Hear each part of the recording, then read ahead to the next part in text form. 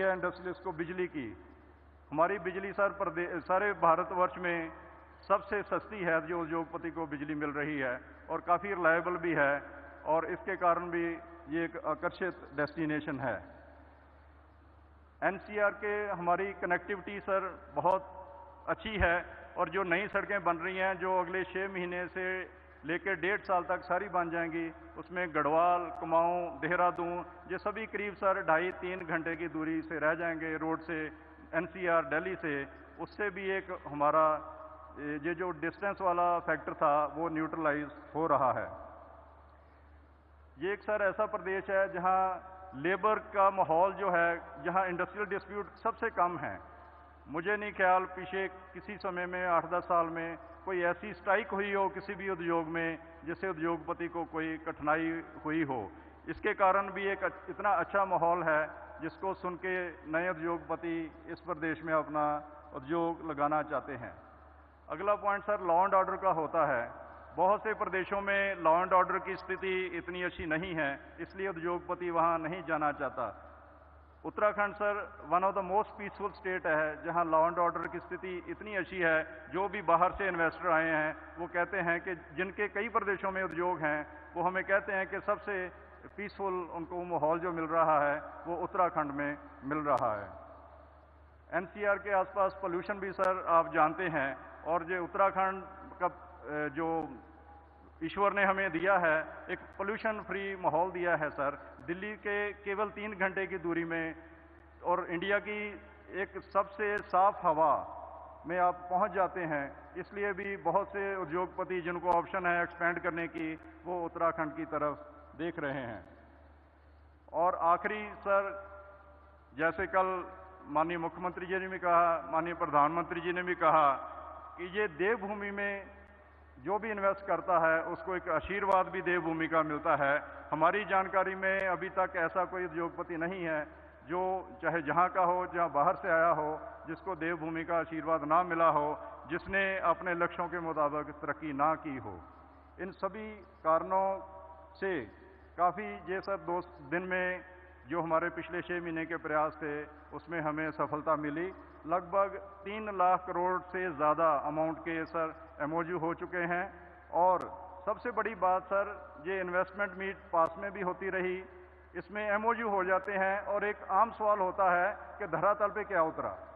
हमने सर शुरू से ही धरातल पे ज़्यादा से ज़्यादा प्रोजेक्ट को उतारने का प्रयास किया, जिसका ये नतीजा हुआ कि 44,000 करोड़ के कार्य सर वो फाइनल हो चुके हैं, जिनमें कार्य शुरू हो चुका है, चाहे वो पेपर पे एक लैंड आवंटन का हो और चाहे वो फाउंडेशन खोद के धरातल पे कंस्ट्रक्शन का काम हो। ये हमारे प्रदेश की सबसे ज़्यादा उपलब्धि है। ये 17% हमारे लक्ष्य का हम पहले ही अचीव कर चुके हैं। मैं ज़्यादा समय ना लेते हुए सर आपका माननीय गृह मंत्री जी का एक बार पुनः स्वागत करता हूँ कि आपने अपने व्यस्त समय से समय निकाल के हमारे बीच में आए और हमारा मार्गदर्शन करने का निर्णय लिया। एक बार सभी महानुभावों का बहुत बहुत स्वागत है। नमस्कार। बहुत बहुत धन्यवाद सर। एडवांटेज उत्तराखंड क्या है और डेस्टिनेशन उत्तराखंड की तरफ जो केंद्र सरकार के साथ मिलकर राज्य सरकार की जो कोशिश रही है, प्रयास रही है, और जो निवेशकों को एक बहुत ही अनुकूल वातावरण यहाँ पर दिया गया है, उसके बारे में हमें संज्ञान देने के लिए बहुत बहुत धन्यवाद। देवी सज्जनों, कल हमने अपने उद्घाटन सत्र में आपको एक थीम फिल्म दिखाई थी जिसमें उत्तराखंड के प्राकृतिक सौंदर्य, आध्यात्मिक विरासत और औद्योगिक विकास का हमने आपको परिचय दिया था।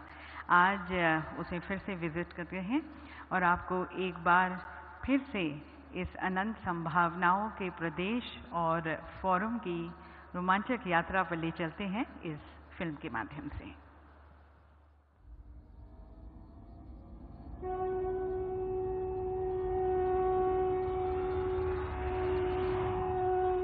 ओम नमो भगवते रुद्राय।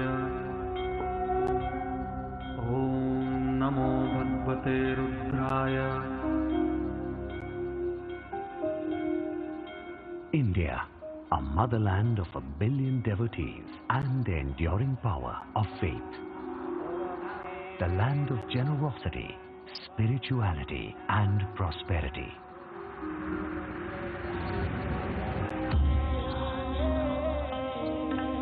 And in that India is a place called the land of gods, Uttarakhand.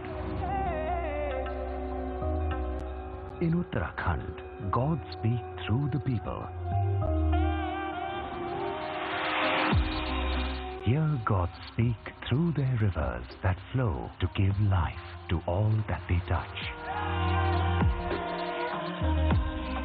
Here the gods speak through the warmth of harmonious hospitality.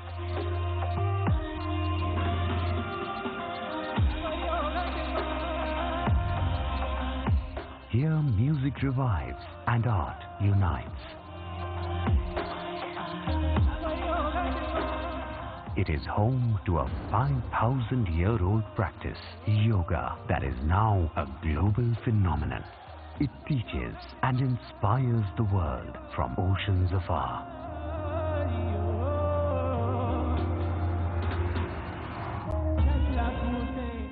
And in the pursuit of a developed India, the transformative leadership of our Honorable Prime Minister, Shri Narendra Modi, has been pivotal over the past decade, recognizing the significance of the 21st century. He rightly said, 21वीं शताब्दी का ये तीसरा दशक ये उत्तराखंड का दशक है.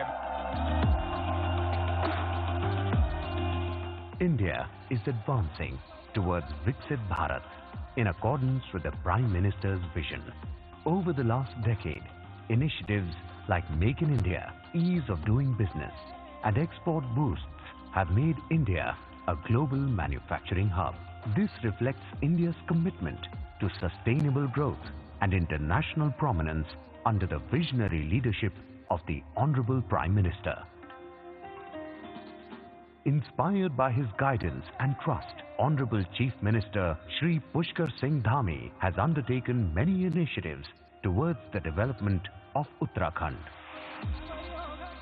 Uttarakhand is not only growing spiritually but also evolving as a hub for economic prosperity in different sectors, where Uttarakhand stands tall on the global stage. Starting with the logistics sector. Under the logistics policy, businesses are subsidized 20% of the project cost, up to INR 32 crores.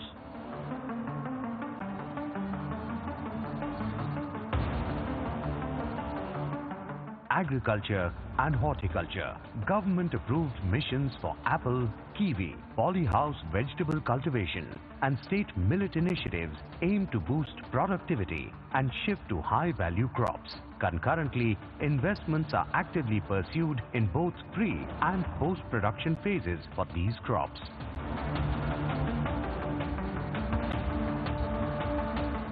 To aid the growth of IT and ITES, IT-enabled services, the state government has come out with its service sector policy, granting a 25% subsidy for promoting IT and IT-enabled services.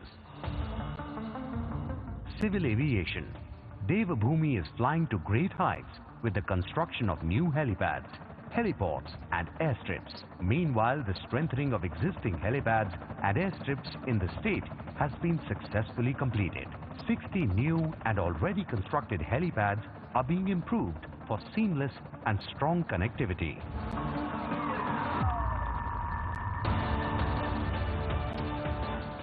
Health.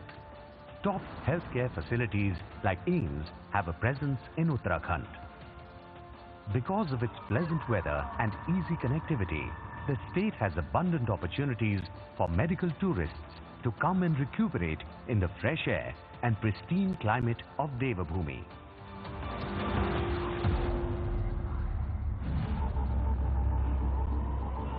Infrastructure. With proximity to Delhi NCR, Uttarakhand's well-connected road, rail and air infrastructure positions it as a strategic gem situated in the heart of India.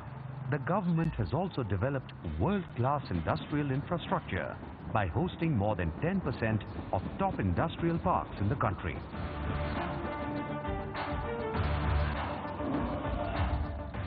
Tourism, the land of gods, a serene tourism heaven, is a hub of stunning landscapes with lakes, snow-capped mountains and picturesque terrains. The government provides attractive investment benefits, offering up to 50% capex subsidies for hospitality projects and up to 100% capex subsidies for tourism products without a cap.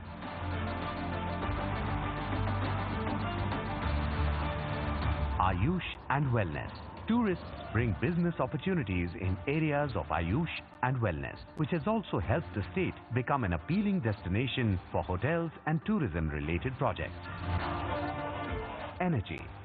Devabhoomi is proud and prospering with its 3 new energy policies: the solar power policy, the small hydropower policy, and the pump storage plant policy.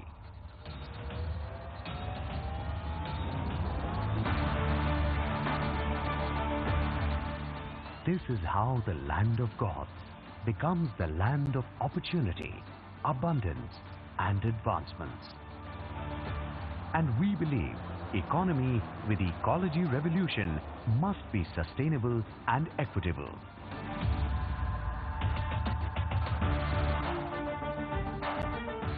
The story of Uttarakhand is about its rich heritage, divine harmony, universal oneness, and evolution. But it is also a story of economic growth, where we remain rooted in our culture as we rise towards all-round revolution.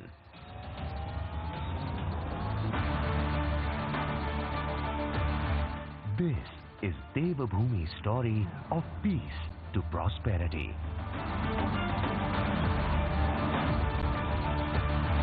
This is Uttarakhand.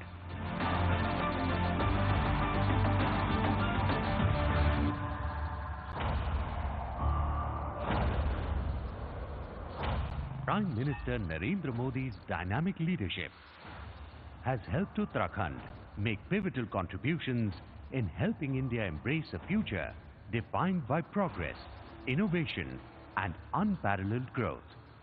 We are honored to have our esteemed Prime Minister, Shri Narendra Modi, inaugurate the Global Investors Summit, which will set the stage for Uttarakhand to scale even greater heights on the global landscape. This is the destination where businesses thrive, peace to prosperity. The world is coming here. Come to Uttarakhand. Let's build together.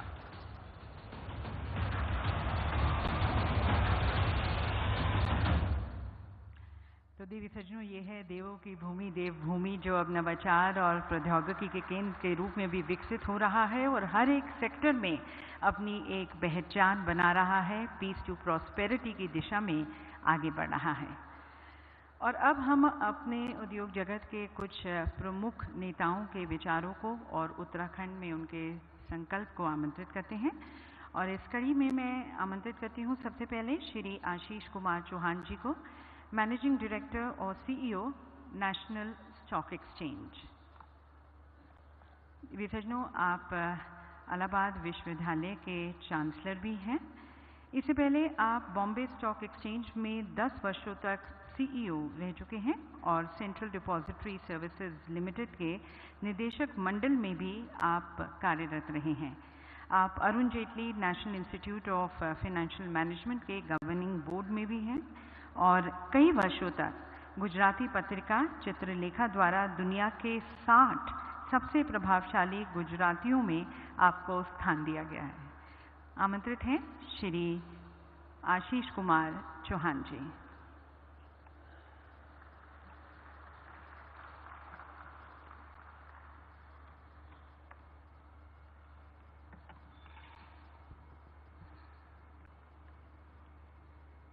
Honorable Minister Home, Government of India, Shri Amit Shah ji, Honorable Governor of Uttarakhand, Lieutenant General Shri Pushkar Singh ji, Honorable Chief Minister Uttarakhand Shri Pushkar Singh Dhami ji, other honorable ministers, excellencies, industrialists, distinguished speakers, friends from media, ladies and gentlemen, it's a pleasure and honor to be in front of you in this Devbhoomi. Let me thank the government of Uttarakhand, especially Sri Pushkar Singh Dhami ji, for inviting NSE on the valedictory function for the destination Uttarakhand. When he came to Mumbai in November, we had a lot of discussions, and some of that over the last 2 months we have worked to ensure that we bring that to fruition. Yesterday, Honorable Minister of Home, Government of India, Shri Amit Shah ji mentioned that India's time has come, and the stock markets also reflect what he said yesterday, that India's time has come and India's time will continue to come.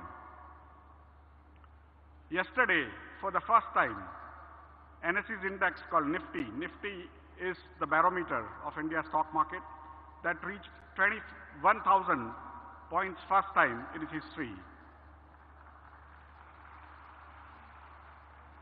In 2014, when the new government came, the market capitalization as reflected by NSE's market capitalization was $1.5 trillion US. Today, it has reached $4.16 trillion US, more than 250%. India has now become the 4th largest country in terms of the market capitalization of its stock markets after US, China, and Japan. Number of investors in Indian stock markets has reached 8.35 crores. 17% of India's households now directly invest in stock markets, and more than 30% invest through provident funds, insurance companies, and other means. Uttarakhand is also progressing well in stock markets. More than 8.35 lakhs investors from Uttarakhand are also participating in Indian stock markets. When Uttarakhand CM Shri Dhami ji had come to Mumbai, we had discussed 4 large areas on which NSE will work with the government of Uttarakhand. One was, how do we get funds available to the MSME sector in Uttarakhand? The second was, how do we make funds available to urban municipal bodies for their projects? The third was, how do we create skills in the young Uttarakhand citizens for becoming mutual fund agents, stockbrokers, insurance agents, and bank employees? And fourth was, how do we create investor awareness in Uttarakhand's new investors, which have now reached 8.35 lakhs, so that they continue to invest for the long term.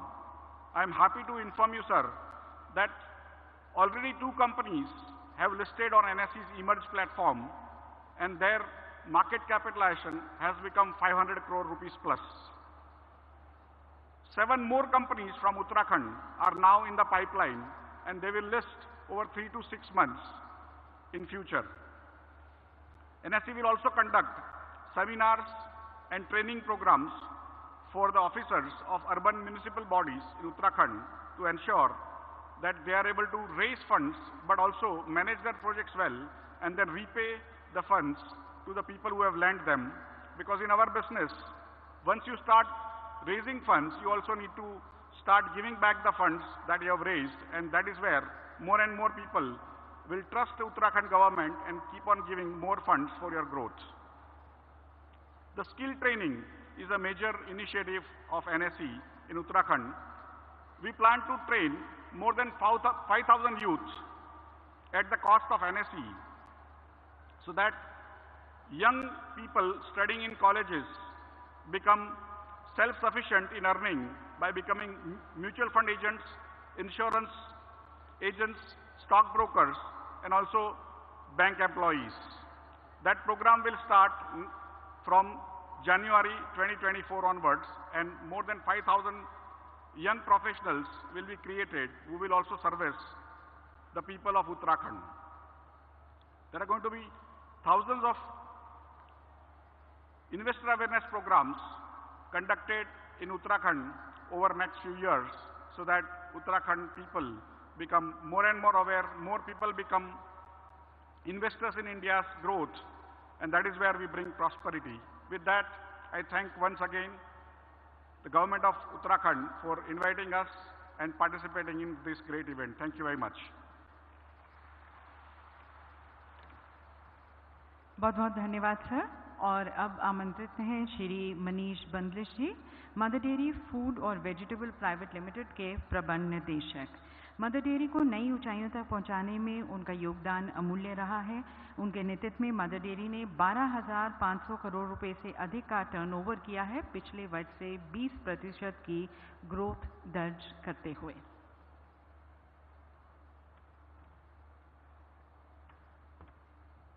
Namaskar and good afternoon to everybody.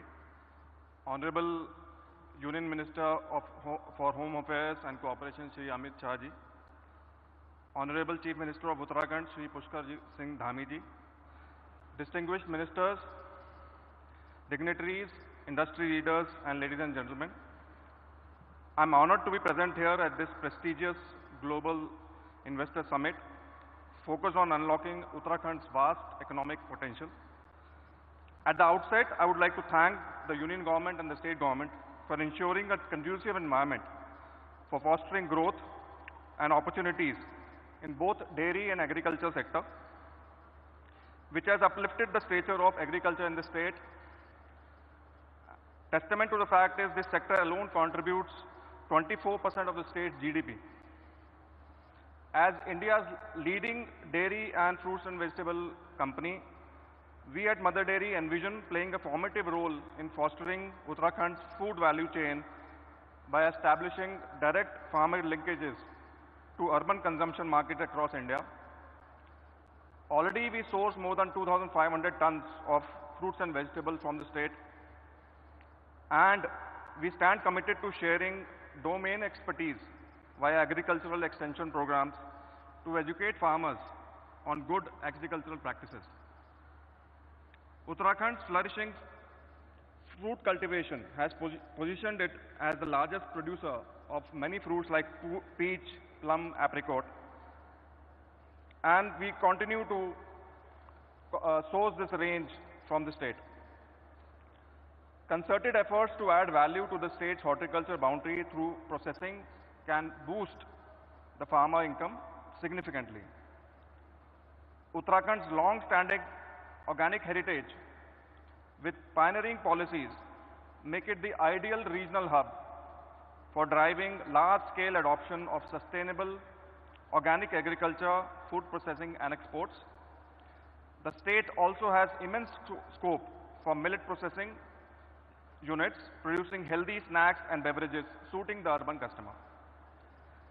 We reaffirm our wholehearted commitment to realizing this vision of the administration, and I again thank the organizers and the state government for enabling conversations between policymakers and industry to unleash the potential of the state.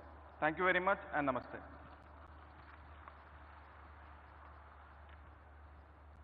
बहुत बहुत धन्यवाद sir. Uttarakhand की climate sensitive और resilient food security की तरफ अपना सहयोग देने के लिए बहुत बहुत धन्यवाद। अब आमंत्रित हैं श्री पेरूज खंबाटा जी, ग्रुप चेयरमैन रसना। इस ब्रांड ने देवी सजनों अंतर्राष्ट्रीय best foods, Unilever, Coca Cola और ऐसे कई अन्य बड़े और छोटे खिलाड़ियों सहित रॉक स्टेडी मार्केट विकास और महत्वपूर्ण मार्केट शेयर हासिल किया है। वर्तमान में 93% बाजार के हिस्से का आनंद लेते हुए रसना ने अपने कॉम्पिटिटर्स को बहुत पीछे छोड़ दिया है। आमंत्रित हैं Shri peruse Khambata ji. Good afternoon, Honorable Union Minister for Home and Corporation, Shri Amit Shah ji, Honorable Chief Minister Uttarakhand, senior officers of central government, state government. It's a great pleasure for me to be here More great pleasure because I have seen here fellow industrymen and more importantly young boys and girls who consume rasna. And it's a great honor to address all of you. अब थोड़े मैं हिंदी में थोड़े शब्द बोलना चाहूँगा। जो सबसे पहले मैं बोलना चाहूँगा कि आज हम जब पहले कोई बाहर जाते थे, दुबई चले गए, सिंगापुर चले गए, लोग बोलते देखो ये शेख जायद रोड है, 5 साल पहले कुछ नहीं था, देखो क्या बन गया। आज ये सेम फीलिंग हमको आता है जब हम देहरादून आते हैं, जब कोई बोलता है यहाँ पहले क्या था, आज क्या बन गया। और ये छोटी चीज़ें पर इसको आगे ले जाते हैं, हम मून पे पहुँच रहे हैं, मार्स पे पहुँच रहे, कुछ भी हो आज इंडिया का नाम है। और ये जो प्राइड हमारे ऑनरेबल प्राइम मिनिस्टर की लीडरशिप पे अपने को मिली है जब हम बाहर जाते हैं, ये प्राइड के लिए मैं अपने माननीय प्राइम मिनिस्टर को और जो भी लीडर्स इसमें जुड़े हैं उनको थैंक यू कहना चाहूँगा ऑनेस्टली।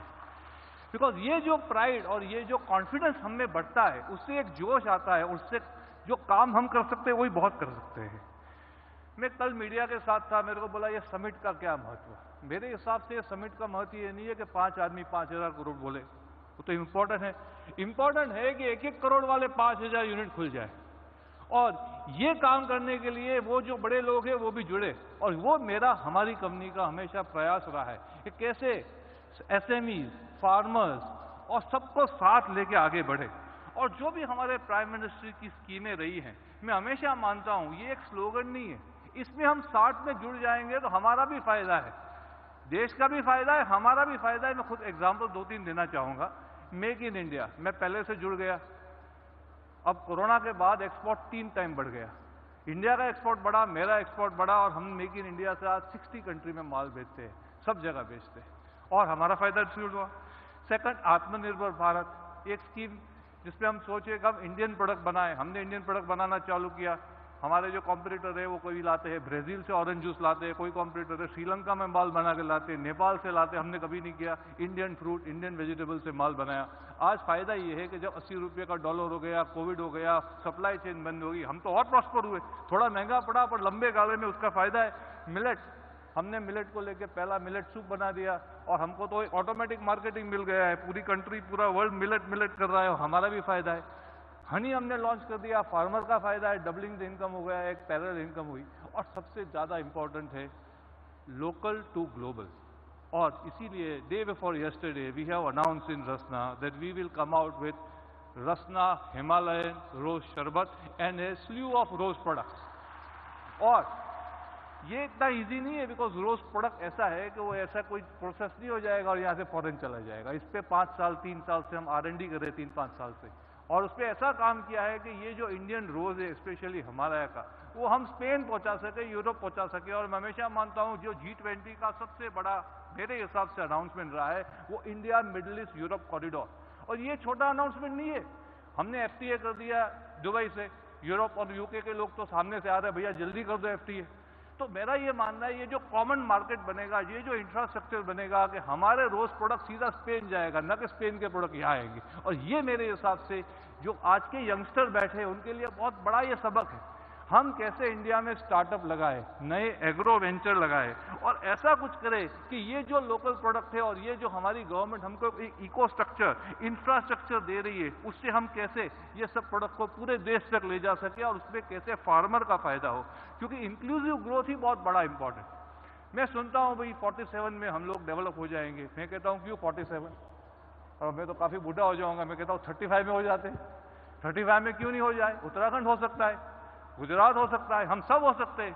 35 में we can be a fully developed nation. और इसके लिए हम सबको साथ में मिलकर काम करना है। और सबसे ज़्यादा इंपॉर्टेंट है inclusive growth, per capita income in rural areas. और उसके लिए food processing, dairy processing, floriculture, ये सब में बहुत ज़्यादा इन्वेस्टमेंट लगना है।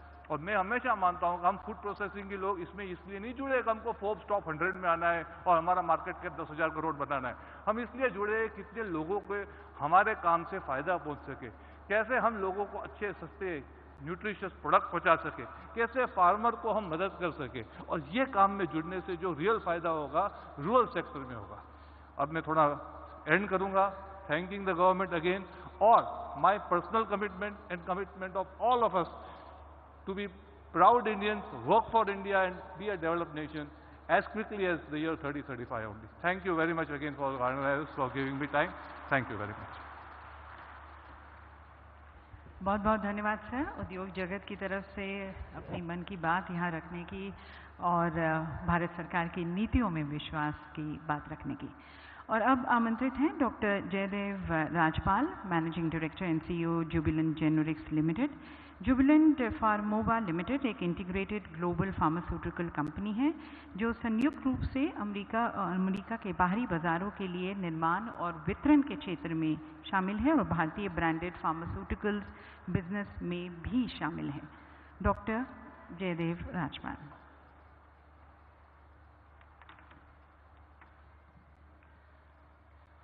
Respected Shri Amit Shah ji, Honorable Union Minister of Home Affairs and Minister of Cooperation, Shri Pushkar Singh Dhami ji, Honorable Chief Minister of Uttarakhand, distinguished industry leaders, visiting dignitaries, ladies and gentlemen, Namaskar and good afternoon. It is my proud privilege on behalf of the entire Jubilant Bharatiya family to thank Shri Amit Shah ji, Shri Dhami ji and the entire government of Uttarakhand for the invitation to this prestigious summit. Uttarakhand, as our beloved Prime Minister mentioned yesterday, is an unparalleled combination of divinity and development. Land of gods, Dev Bhumi, Uttarakhand combines nature and science effortlessly. Sir, under the visionary guidance of our beloved Prime Minister, energetic leadership of our Home Minister Shri Amit Shah ji, your government, Shri Dhami ji's government has adopted many industry-friendly policies. These policies, combined with single point clearances, competitive land prices, lowest industrial power tariffs in the country, and skilled manpower have made Uttarakhand a prime investment destination. Ladies and gentlemen, under Shri Dhami ji's leadership, Uttarakhand consistently ranks amongst the top states in India on ease of doing business. So we at Jubilant Bharatiya are proud to be associated with the state of Uttarakhand. We already engage over 5,000 people in direct and indirect roles. Our investment in state exceeds 450 crores in pharmaceutical and food and beverage sectors. In pharmaceuticals, Uttarakhand is one of the primary center of Jubilant's pharmaceutical operation. We have a manufacturing and supply chain center in Roorkee, from where we supply to more than 50 countries, sir. These include Japan, UK, US, and many other countries in Europe. Sir, at Jubilant, we are very proud to contribute to the mission Make in India. Second, Jubilant Foodworks, sometimes more popular as Domino's Pizza, has over 30 pizza stores across the state. I'm sure some of you may have tried that. Additionally, Jubilant Bharatiya Foundation is also working in the areas of health, education and livelihoods. The foundation has reached out to over 3,500 students via digital literacy, youth development and school support programs. We also operate a mobile medical unit for approximately 40,000 people in 15 villages. So on a personal note, I am deeply grateful to the people of Uttarakhand. I had the good fortune to study in Nainital at one of the finest schools in the country. So to conclude, I would like to assure you that we at Jubilant Bharatiya are very excited and committed to contribute to the vision of making India a $5 trillion US dollar economy, the third largest in the world. And during this period, also double the GDP of Uttarakhand much, much sooner. So as I leave, I am reminded of the call that Swami Vivekananda gave us. Uttishta, Jagrat, Prapya Vadani Bodhata. Uttishta, Jagrat, Prapya Vadani Bodhata. Utho, jago, और अपने लक्ष्य को पूरा करने तक मत रुको. Sir, I want to assure you that we will not stop till we have achieved our aim. Thank you so much, sir.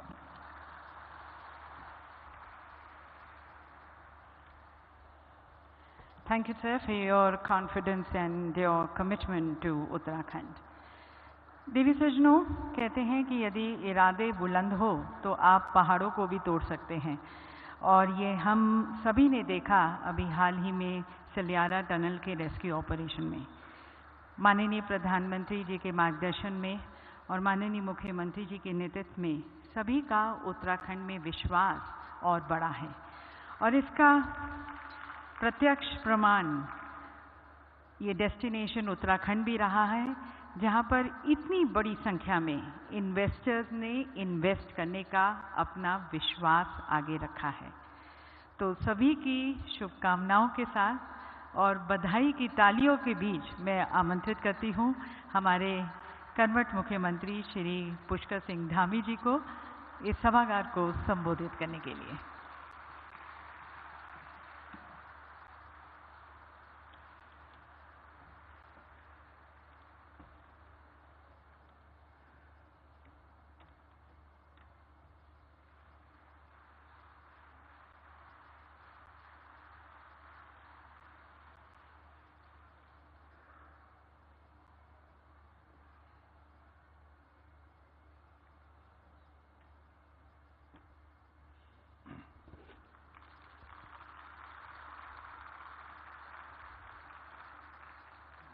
Destination Uttarakhand investor global summit इसके समापन समारोह में आज हम सबको जिनका उद्बोधन मिलना है, ऐसे हमारे प्रेरणा स्रोत देश के यशस्वी गृह मंत्री एवं सहकारिता मंत्री आदरणीय अमित शाह जी, मैं आप सबकी तरफ से अपनी तरफ से उनका इस समारोह में पधारने पर स्वागत करता हूं और अभिनंदन करता हूं।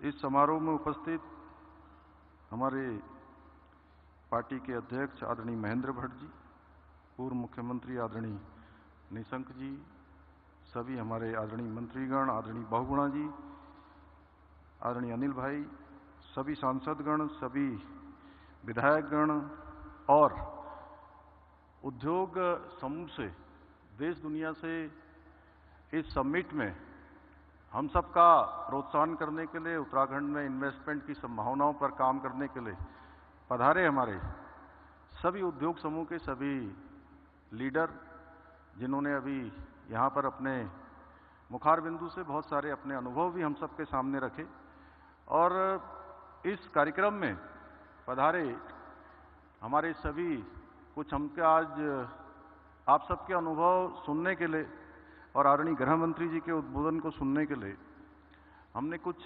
स्टूडेंट्स को भी यहाँ पर बुलाया है, जो आने वाले समय के भविष्य के कर्णधार हैं। ऐसे मेरे सभी छात्र एवं छात्राएं, मैं सबसे पहले तो आज जहाँ हमारे गृह मंत्री जी ने हम सबको बहुत व्यस्तता के बीच में भी और बहुत शॉर्ट नोटिस में उन्होंने समय दिया, मैं उनका एक बार फिर से हृदय की गहराइयों से धन्यवाद करता हूं। यहाँ पधारने पर अभिनंदन करता हूं सभी अतिथिगणों का भी। ये हमारे लिए बहुत ही हर्ष की बात है कि जहां कल हमारे देश के यशस्वी प्रधानमंत्री आदरणीय नरेंद्र मोदी जी ने इस इन्वेस्टर समिट डेस्टिनेशन उत्तराखंड का उद्घाटन किया था, इसका शुभारंभ किया था और आज हमको आदरणीय गृह मंत्री जी का इस समापन समारोह में उपस्थित होकर उनका मार्गदर्शन हमें प्राप्त हो रहा है। जहां आदरणीय गृह मंत्री जी के नेतृत्व में आज पूरे देश के अंदर हमारी जो आंतरिक सुरक्षा व्यवस्था है वो मजबूत हुई है, वहीं जैसा कि देश के प्रथम सहकारिता मंत्री के नाते सहकारिता के क्षेत्र में भी सहकार से समृद्धि के लक्ष्य की ओर हमारा देश तेजी से आपके नेतृत्व में आगे बढ़ रहा है, जिसके अंतर्गत देश के सभी प्राथमिक कृषि ऋण समितियां अर्थात पैक्स को कंप्यूटरीकृत किया जा रहा है।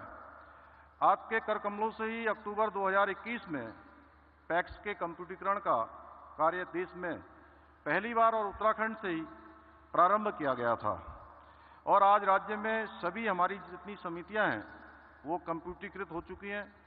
भाइयों बहनों, अभी अभी आप सब लोगों को पता है कि सिलक्यारा सुरंग में फंसे हुए हमारे 41 श्रमिक भाइयों को सकुशल बाहर निकालने में, जहां हमको आदरणीय प्रधानमंत्री जी ने सभी प्रकार से, यानी कि देश के अंदर जितनी भी टेक्नोलॉजी थी, देश के अंदर जितनी मशीनरी थी, हमको पूरे देश से यहाँ पर सिलक्यारा में उत्तरकाशी में उपलब्ध करवाई।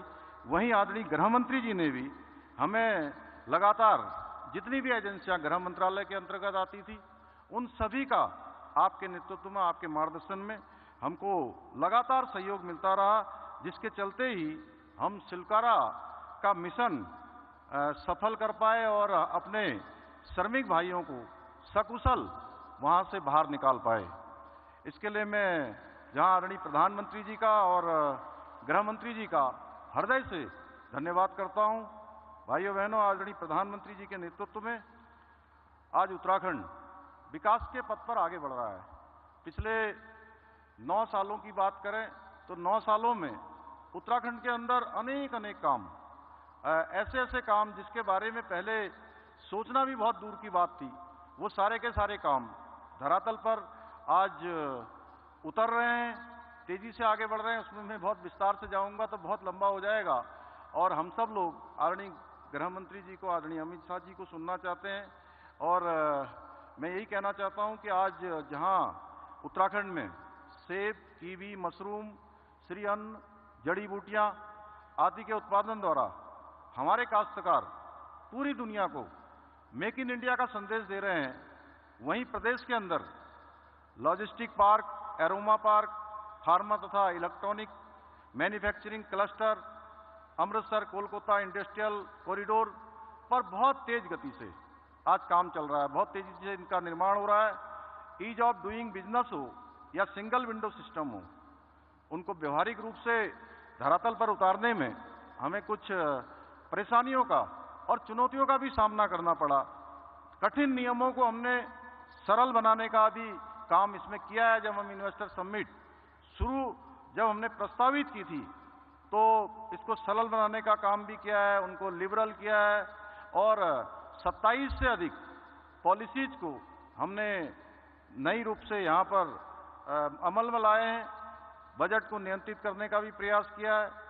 इन सभी नियमों और मानदंडों पर उत्तराखंड अब आज खरा उतरने का प्रयास कर रहा है। हमारे आदरणीय प्रधानमंत्री जी के रिफॉर्म, परफॉर्म और ट्रांसफॉर्म के मूल मंत्र को अंगीकार कर अनेक सेक्टरों के लिए सरल एवं पारदर्शी नीतियों को लागू करने का हमने प्रयास किया है, जिससे हमारे उद्योग बंधुओं को किसी भी प्रकार की परेशानियों का सामना न करना पड़े। इसके लिए हमने संवाद की प्रक्रिया को भी अपनाया है। शुरुआत में जब हमने ये इन्वेस्टर समिट करने का निर्णय लिया था तो उस समय हमने सभी के साथ संवाद किया, सबके सुझाव लिए और विशेषकर मैं उत्तराखंड के जो हमारे पहले से स्थापित उद्योग हैं, उन उद्योग बंधुओं का सबका धन्यवाद करना चाहता हूं कि उन्होंने जब हमने इसकी शुरुआत की थी तो उन्होंने भी हमारे ब्रांड एम्बेसडर के रूप में काम किया और पूरे हिंदुस्तान और दुनिया के अंदर जितने भी उद्योगों के क्षेत्र में काम करने वाले इन्वेस्टर हैं, उन सभी को उत्तराखंड के बारे में ठीक प्रकार से हमारी बात को कम्युनिकेट किया।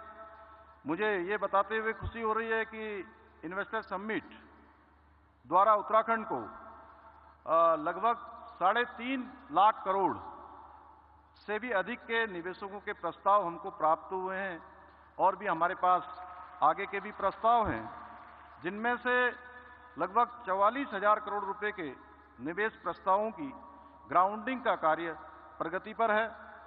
भाइयों बहनों, मैं इस निवेशक सम्मेलन को सफल बनाने के लिए अथक प्रयास करने वाले हमारे राज्य की पूरी टीम, हमारे मुख्य सचिव समेत सभी लोगों ने बहुत अथक परिश्रम किया है। पूरी टीम ने, इंडस्ट्री डिपार्टमेंट, अंडर डिपार्टमेंट के लोगों ने, इसके साथ साथ बहुत सारी संस्थाओं ने भी देश भर के अंदर और दूसरे देशों में भी हमारे इन कार्यक्रमों को आयोजित करवाया और सभी लोगों तक हमारी बात पहुंचाने का काम किया। आज आशीष जी समेत जितने लोग यहाँ पर पधारे हैं, उन सबका मैं विशेष रूप से धन्यवाद करना चाहता हूं। अंत में मैं विश्वास के साथ ये कह सकता हूं कि हमारे आदरणीय प्रधानमंत्री श्री नरेंद्र मोदी जी के विजन के अनुरूप नए भारत का नया उत्तराखंड देश के ग्रोथ इंजन की भूमिका निभाने को भी तैयार है और तत्पर है। भाइयों बहनों, इस सम्मेलन की सफलता के पीछे आदरणीय प्रधानमंत्री जी की प्रेरणा है। उन्होंने हर प्रकार से, जैसे वहाँ पर शुरुआत में गुजरात का वाइब्रेंट गुजरात शुरू हुआ था और जब हमने उनसे मार्गदर्शन लेने के लिए कि हम इस प्रकार का कार्यक्रम करना चाहते हैं, निवेशकों को आमंत्रित करना चाहते हैं, तो उन्होंने हमारी टीम को पहले गुजरात जाने के लिए कहा, लखनऊ जाने के लिए कहा, अन्य स्थानों पर हमारी टीम गई। इसके पीछे उन्हीं की प्रेरणा है उन्हीं की पहल के कारण आज हम इस प्रकार का निवेशकों का सम्मेलन आयोजित कर सके। इस महत्वपूर्ण आयोजन के लिए उनकी प्रेरणा, उत्साह एवं सहयोग देने के लिए आदरणीय प्रधानमंत्री जी का और आदरणीय गृह मंत्री जी का मैं हृदय से आभार व्यक्त करता हूं। निवेशक सफल को सम्मेलन सफल बनाने में हमें न केवल निवेशकों का साथ मिला, बल्कि केंद्र सरकार के विभिन्न विभागों के लोगों ने भी अपनी सहभागिता सुनिश्चित कर इस सम्मेलन को पूर्ण रूपेण सफल बनाने में अपना योगदान दिया। आप सभी के विश्वास तथा उत्तराखंड के विकास के लिए आपकी जो प्रतिबद्धता है, उसके लिए भी मैं सभी के प्रति कृतज्ञ हूं कि सभी ने अपना जिस रूप में भी जो सहयोग कर सकते थे, उन्होंने अपना सहयोग प्रदान किया है। मैं उत्तराखंड में निवेश करने वाले सभी निवेशकों का भी धन्यवाद देता हूं, जिन्होंने उत्तराखंड और उत्तराखंड के लोगों पर अपना विश्वास जताया है। हमारी सरकार आपके इस विश्वास को कभी टूटने नहीं देगी। इसके लिए हम वचनबद्ध हैं और संकल्पबद्ध हैं कि आप उत्तराखंड में निवेश करेंगे तो आपको संपूर्ण तरीके से सभी समस्याओं से दूर रखने का हम संपूर्ण प्रयास करेंगे। हमारा दृढ़ विश्वास है कि उत्तराखंड में निवेश करने वाले सभी उद्योग बंधु हमारे आगे चलकर जिस प्रकार से आज उद्योग धंधे जो यहाँ पर चला रहे हैं, उन्होंने हमारे ब्रांड एम्बेसडर की भूमिका करके हमारे इस निवेशक सम्मेलन को, उत्तराखंड को आगे ले जाने का काम किया है।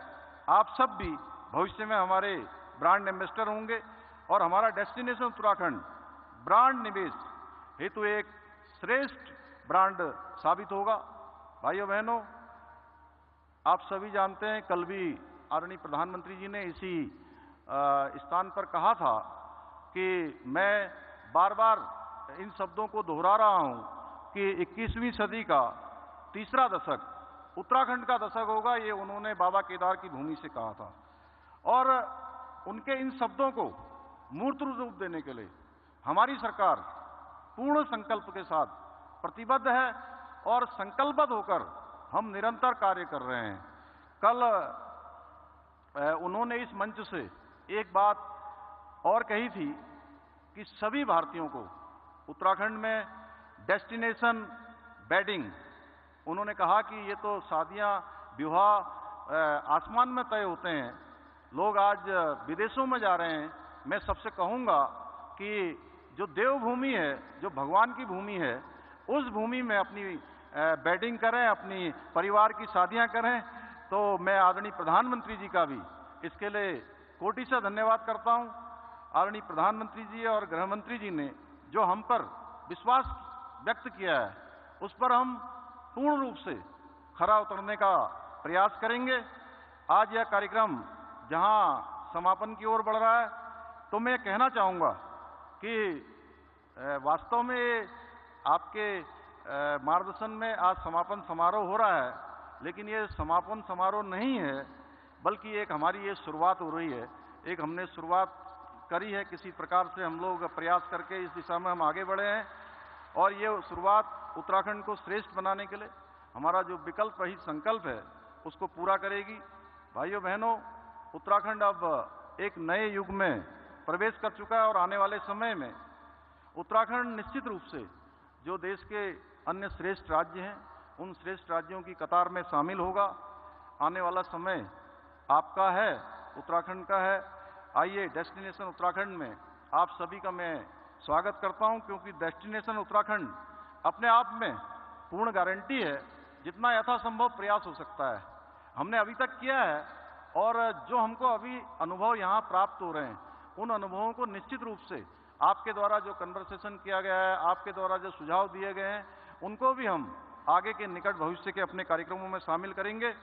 अंत में मैं एक बार फिर से, चूंकि काफी देर से सभी लोग आदरणीय गृह मंत्री जी का उद्बोधन यहाँ से सुनना चाहते हैं, मैं बहुत ज्यादा न कहते हुए आदरणीय गृह मंत्री जी का इस कार्यक्रम में पधारने पर मैं एक बार फिर से स्वागत करता हूं और सभी महानुभावों का अभिनंदन करते हुए, स्वागत करते हुए मैं अपनी बात को समाप्त करता हूं। बहुत बहुत धन्यवाद।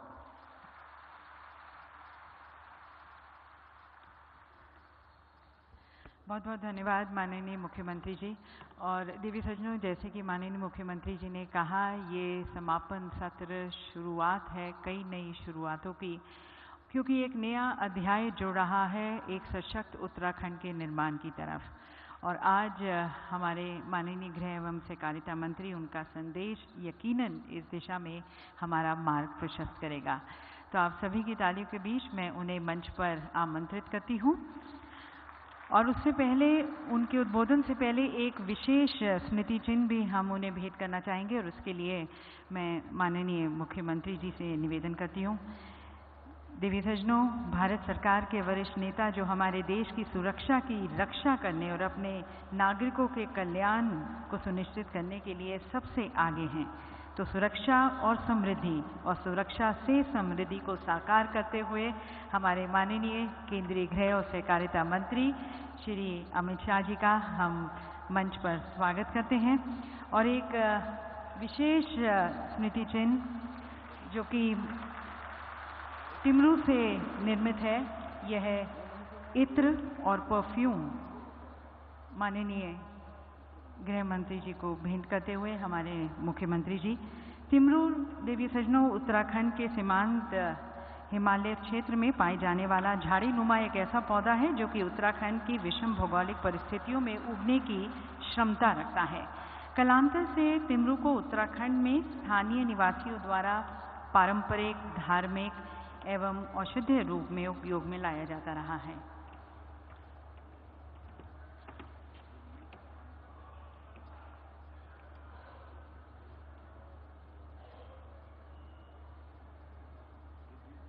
एक विशेष इत्र। और अब हाउस ऑफ हिमालयाज ब्रांड के अंतर्गत निर्मित उत्पाद जो कि बहुत ही प्रेम से हिमालय के घरों में ग्रामीण महिलाओं द्वारा निर्मित किए गए हैं, उपहार स्वरूप माननीय मुख्यमंत्री जी श्री अमित शाह जी को भेंट करते हुए इसमें मिलेट बिस्किट, कीवी चटनी, एप्रिकॉट जैम, वाइल्ड हनी, लाल चावल, राजमा और अपना जीआई टैग्ड मिलेट भी है। और अब मैं आमंत्रित करती हूँ हमारे माननीय केंद्रीय गृह और सहकारिता मंत्री श्री अमित शाह जी को उनके उद्बोधन के लिए, उनके मार्गदर्शन के लिए, हम सभी के लिए। आज के इस कार्यक्रम के उत्सव मूर्ति श्रीमान पुष्कर सिंह धामी जी, मुख्यमंत्री उत्तराखंड, उत्तराखंड के सभी मंत्रिमंडल के सम्मानित सदस्यगण, सभी सांसद महोदय, सभी विधायक महोदय और आज के कार्यक्रम में पधारे हुए उद्योग जगत से जुड़े हुए सभी डेस्टिनेशन उत्तराखंड को सफल करने के लिए आए हुए प्यारे भाइयों और बहनों और विद्यार्थी मित्रों, आप सभी को नमस्कार। आज सबसे पहले मैं इस देवभूमि को और देवभूमि में स्थित बाबा केदारनाथ, बद्रीनाथ को प्रणाम कर कर मेरी बात की शुरुआत करना चाहता हूं। धामी जी ने ठीक ही कहा कि आज का कार्यक्रम एक डेस्टिनेशन उत्तराखंड का समारोह नहीं है, कई चीजों की शुरुआत। मैं भी मानता हूं, जब ये डेस्टिनेशन उत्तराखंड की परिकल्पना मैं पहले उत्तराखंड आया तब श्री धामी ने मुझे समझाई, तब मेरे मन में भी एक हल्का सा डाउट था, मगर धामी जी बड़े उत्साह से समझा रहे थे, मैं कुछ बोला नहीं। मैंने बोला क्या लक्ष्य रखा है धामी जी आपने? तो उन्होंने कहा 2 लाख करोड़ का, परंतु आज 3.5 लाख करोड़ के एमओयू समाप्त हो चुके हैं। मैं धामी जी के नेतृत्व में समग्र उत्तराखंड के प्रशासन को बहुत बहुत शुभकामनाएं देना चाहता हूं और बधाई देना चाहता हूं। मित्रों, आज का ये समारोह 3.5 लाख करोड़ के एमओयू के साथ नए उत्तराखंड की अनंत संभावनाओं को तराशने की शुरुआत। अब उत्तराखंड अपने राज्य की प्राकृतिक सौंदर्य को बिगाड़े बगैर इको फ्रेंडली तरीके से किस प्रकार से इस छोटे से राज्य को उद्योग जगत के साथ भी जोड़ा जा सकता है, इसका एक मजबूत उदाहरण समग्र विश्व के सामने बनेगा, इसका मुझे पूरा भरोसा है। और इसीलिए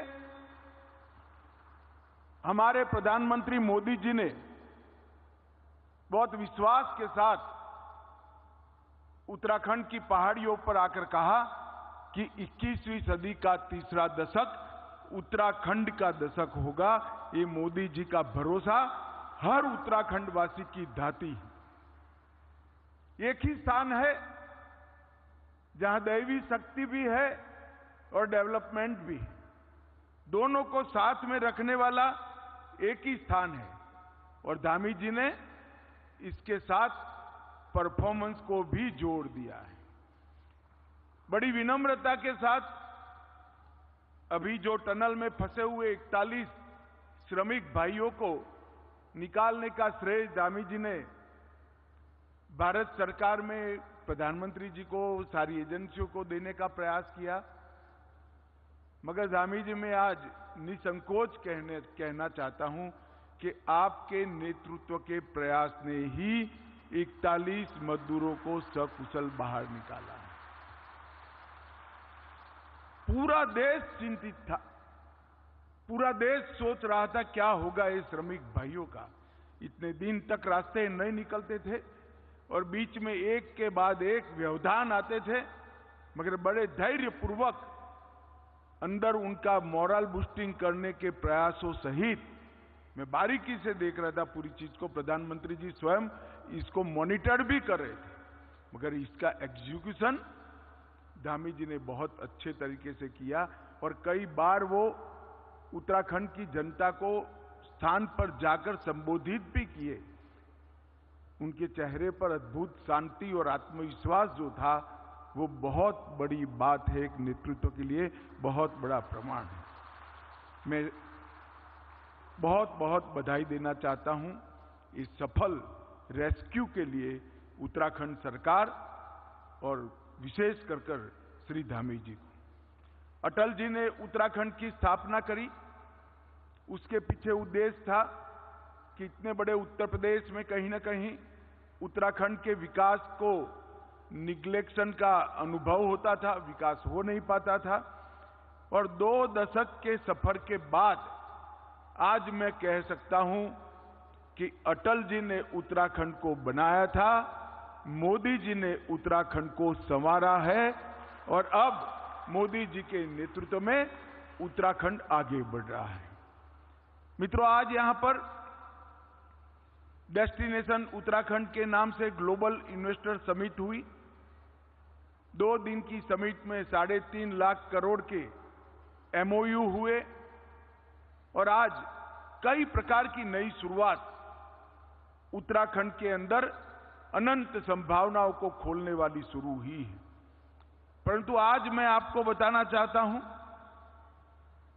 कि भारत का विकास जो ये 1 दशक में हुआ है, वो 1 दशक में पूरी दुनिया चकाचौंध हो जाए, इस प्रकार से हर एक क्षेत्र में भारत आगे बढ़ा है। इसके पीछे प्रधानमंत्री नरेंद्र मोदी जी का एक दूरदृष्टिपूर्ण नेतृत्व भी है और नेतृत्व की अंतिम छोर तक बातों को फॉलो अप करने की क्षमता भी है। ये दोनों के कारण ही आज पूरी दुनिया भारत को बड़ी आशा के साथ देख रही है और मोदी जी ने हमारे सामने लक्ष्य रखा है कि 2047 तक भारत एक पूर्ण विकसित राष्ट्र के रूप में सर्व क्षेत्र में विश्व में भारत सर्वप्रथम हो, ऐसे भारत की हम रचना कर पाए, ये लक्ष्य रखा है। मैं खंबाता जी को सुनता था। खंबाता जी, आपका हौसला बहुत बुलंद है, मगर लक्ष्य रखते वक्त हमने भी तय किया है कि 2047 तक मतलब हमें आगे इसके पहले करने की सभी संभावनाओं को मोदी जी ने भारत की युवा पीढ़ी के लिए खुला छोड़ा है और समग्र विश्व में आगे बढ़ने के लिए अब भारत का समय आ गया है। आज पूरी दुनिया भारत की ओर देख रही है और मैं बड़े विश्वास के साथ कह रहा हूं 2025 के समाप्त होते होते भारत 5 ट्रिलियन अमेरिकन डॉलर की इकोनॉमी बन जाएगा, ये हमारा विश्वास। ये 10 साल के अंदर विश्व के अर्थतंत्रों की तालिका में 11वें नंबर पर से 5वें नंबर की अर्थव्यवस्था हम बन चुके हैं। और मैं आज यहां जो युवा बैठे हैं और जो इन्वेस्टर बैठे हैं उनको बताना चाहता हूं कि आजादी के 75 साल हो गए, किसी एक 10 साल में इतनी बड़ी छलांग भारत के अर्थतंत्र ने कभी नहीं लगाई है जो 2014 से लेकर 2023 तक लगाई। आईएमएफ ने भी डार्क जोन में ब्राइट स्पॉट कहा। मॉर्गन स्टैनली ने उनके अनुसार निश्चित रूप से कहा है कि 2027 तक जापान और जर्मनी को पीछे छोड़कर भारत विश्व की तीसरे नंबर की अर्थव्यवस्था बन जाए। ये सारे शुभ संकेत भारत आज क्लाइमेट चेंज के आंदोलन का भी नेतृत्व कर रहा है। मेक इन इंडिया के माध्यम से पूरी दुनिया की जीडीपी में जो सुस्ती है उसको गति देने का भी प्रयास कर रहा है और टेरर फ्री दुनिया का नेतृत्व भी हमारे प्रधानमंत्री नरेंद्र मोदी जी कर रहे हैं। इतने सारे मल्टी डायमेंशनल बदलाव भारत के अंदर जो हुए एक विजनरी लीडरशिप के कारण। मित्रों, हम सब ने अभी अभी G20 को देखा है। G20 के अंदर आए हुए विदेशी मेहमानों से जब बात होती थी वो सभी लोग कहते थे हम कई G20 समिटों में गए हैं, 1, 2 या 3 ही शहर में यजमान देश व्यवस्था कर पाते थे। भारत ने सभी के सभी केंद्र शासित प्रदेश, राज्य और देश के 60 स्थानों पर विदेशी मेहमानों को पहुंचाकर भारत का परिचय कराने का काम किया। और मैं आज बड़े विश्वास के साथ कह रहा हूं मित्रों कि दिल्ली डिक्लेरेशन एक कूटनीतिक क्षेत्र में भारत के परचम को आसमान तक ऊंचा ले जाने वाला दिल्ली डिक्लेरेशन है। ये दिल्ली डिक्लेरेशन को कई दशकों तक याद किया जाएगा और इसके अंदर अफ्रीकन यूनियन को सदस्य बनाने की जो घटना हुई है, समग्र दुनिया के पिछड़े देशों का नेतृत्व ऑटोमेटिकली भारत के पास आ गया है। इस प्रकार का विजनरी नेतृत्व नरेंद्र मोदी जी ने दिया। हमने इस 10 साल के अंदर 13.5 करोड़ लोगों को गरीबी रेखा के बाहर निकाला है। भारत की प्रति व्यक्ति आय 2 गुना करने में केवल 10 साल के अंदर हमें सफलता मिली है। -3% कृषि का ग्रोथ रेट इसको +4.6% पर ले जाने में ये 9 साल में हमने सफलता की है। मतलब करोड़ों किसानों के भविष्य की चिंता भी इसके साथ हुई है। और 2014 में केवल 4 यूनिकॉर्न स्टार्टअप थे और आज 110 भारतीय स्टार्टअप यूनिकॉर्न क्लब में सम्मान के साथ बैठे हैं। भारत के युवाओं ने विश्व के मंच पर भारत को यश दिलाने का काम किया है। अब तक का सबसे ज्यादा एफडीआई $84.8 बिलियन 2022 में आया। एक्सपेंडिचर के फोकस में कैपिटल एक्सपेंडिचर आज तक के बजटों में सबसे ज्यादा 46.8 कैपिटल एक्सपेंडिचर का लक्ष्य सिद्ध करने का काम भारत ने किया है। मित्रों, ये 9 वर्षों में जो बदलाव आई है वो आत्मनिर्भर भारत की लहर है। 140 करोड़ भारतीयों के आत्मविश्वास का ये बदलाव परिचायक है और विरासत और टेक्नोलॉजी दोनों क्षेत्र में एक साथ काम करना और अनेक प्रकार के प्रशासन में परिवर्तन करने का काम प्रधानमंत्री जी के नेतृत्व में हुआ है। राजनीतिक स्थिरता, भ्रष्टाचार मुक्त शासन, जन कल्याण की नीतियां, इन्वेस्टमेंट फ्रेंडली एजेंडा और शांतिपूर्ण माहौल, इस सभी मामलों में 9 साल के अंदर ढेर सारा काम हुआ है। इसके लिए मैं मोदी जी को बहुत बहुत बधाई देना चाहता हूं। और आज जब मैं यहां पर आया हूं तब ये जरूर कहना चाहूंगा, मैं एडमिनिस्ट्रेशन के आंकड़ों का विद्यार्थी हूं। उत्तराखंड की स्थापना से लेकर अब तक के उत्तराखंड के प्रोग्रेस के आंकड़ों को मैं बारीकी से देखता हूं, क्योंकि ये उत्तराखंड, झारखंड और छत्तीसगढ़ की रचना अटल जी ने छोटे राज्यों की रचना कर विकास को गति देने के एक्सपेरिमेंट के लिए की थी। एक्सपेरिमेंट का क्या प्रयोग आया, एक्सपेरिमेंट का क्या परिणाम आया, वो पूरी दुनिया के लिए बहुत महत्वपूर्ण है। इसलिए मैं बारीकी से देखता हूं। मैं आज बेझिझक कह सकता हूं कि भारतीय जनता पार्टी के नेतृत्व में और पुष्कर सिंह धामी के मुख्यमंत्री काल में उत्तराखंड ने सबसे ज्यादा प्रगति करने का काम किया है। और ये प्रगति ऑल अराउंड प्रगति हुई, हर क्षेत्र के प्रगति हुई। कई प्रकार के नए नए इनिशिएटिव, चाहे भारत की सीमाओं पर खाली होती गांव पलायन, इसको रोकने के लिए इनिशिएटिव लेना हो, चाहे यात्रा को सुचारू रूप से चलाने के लिए व्यवस्थाएं खड़ी करनी हो, चाहे इंफ्रास्ट्रक्चर खड़ा करना हो, चाहे इन्वेस्टमेंट फ्रेंडली पॉलिसियां बनानी हो। मैं तो आश्चर्यचकित हूं, 3-6 साल के अंदर 30 से ज्यादा पॉलिसी बनाकर उत्तराखंड ने अपने आप को पॉलिसी ड्रिवन स्टेट का बिरुद अपने आप प्राप्त करने का काम किया। धामी जी कहते हैं कि यहां आपको हर जगह अच्छा डेस्टिनेशन मिलेगा, कुदरत ही कुदरत है, देव भी है, मगर मैं कहता हूं कि यहां पर भ्रष्टाचार मुक्त शासन भी है, जो इन्वेस्टमेंट के लिए बहुत जरूरी है। आज वैश्विक भ्रष्टाचार विरोधी दिन है और कोइंसिडेंट देखिए कि 2 दिन पहले ही अखबारों में हमने ऐसी तस्वीरें देखी, मैं तो अचंभित रह गया। किसी पार्टी के सांसद के घर से इतने सारे नोट निकलना, मैं विश्वास से कह रहा हूं, इतने सारे इंडस्ट्रियलिस्ट बैठे हैं, आपने इतने नोट आपके जीवन में नहीं देखे होंगे, सिर्फ बैंक का काम करने वाले ट्रेजरी के लोगों ने ही देखे होंगे।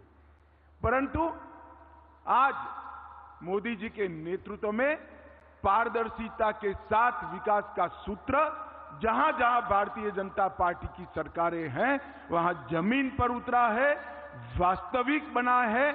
और आज मोदी जी ने जिस कठोरता के साथ भ्रष्टाचार के खिलाफ काम किया है, मैं देश की जनता को विश्वास दिलाना चाहता हूं कि भ्रष्टाचार करने वालों को बख्शा नहीं जाएगा। कितना भी बड़ा व्यक्ति है वो उसका दंड भुगते। उत्तराखंड के अंदर हमने एक पारदर्शी माहौल उत्तराखंड सरकार ने देने का प्रयास किया है। मित्रों, ढेर सारी संभावनाएं उत्तराखंड में पड़ी हैं। एक तो राजधानी के बहुत नजदीक है, हमारा स्पेशल रोड बन जाने के बाद आप दिल्ली से देहरादून 2.5 घंटे के अंदर पहुंच सकते हैं। और इसके साथ साथ पूरे विश्व के यात्रिकों को यहां लाने की क्षमता उत्तराखंड में है। पूरे भारत में सबसे शांत और सुरक्षित राज्य अगर कोई है तो हमारी देवभूमि है, हमारा उत्तराखंड है। इसकी कानून और व्यवस्था पूरे देश में सबसे कम अपराध दर वाले राज्यों में से एक राज्य उत्तराखंड है। और यहां पर औद्योगिक संघर्ष 0 है। औद्योगिक संघर्ष के कारण, हड़ताल के कारण कम से कम मानव दिन की क्षति जहां पर हो, ऐसा राज्य उत्तराखंड है और इसके साथ साथ 30 पॉलिसी के तहत ये पॉलिसी ड्रिवन स्टेट भी बन चुका है। और मैंने जैसे पहले कहा, पारदर्शिता अब उत्तराखंड का स्वभाव बनी है। आपको कभी भी भ्रष्टाचार का शिकार नहीं होना पड़ेगा। इस प्रकार का शासन हमने उत्तराखंड में देने का काम किया है। मित्रों, केंद्र सरकार के नीति आयोग के सुझावों के अमल करते हुए सेतु के अंतर्गत इन्होंने 3 सेंटर भी स्थापे हैं, जो economic development, public policy and good governance और एविडेंस बेस्ड प्लानिंग, ये 3 विषयों पर समग्र देश की पॉलिसी की चिंता और चर्चा करने के सेंटर बनने वाले हैं। तो इसका मतलब है आने वाले दिनों में उत्तराखंड पॉलिसी मेकिंग में भी अपनी बहुत बड़ी भूमिका तय करने वाला है।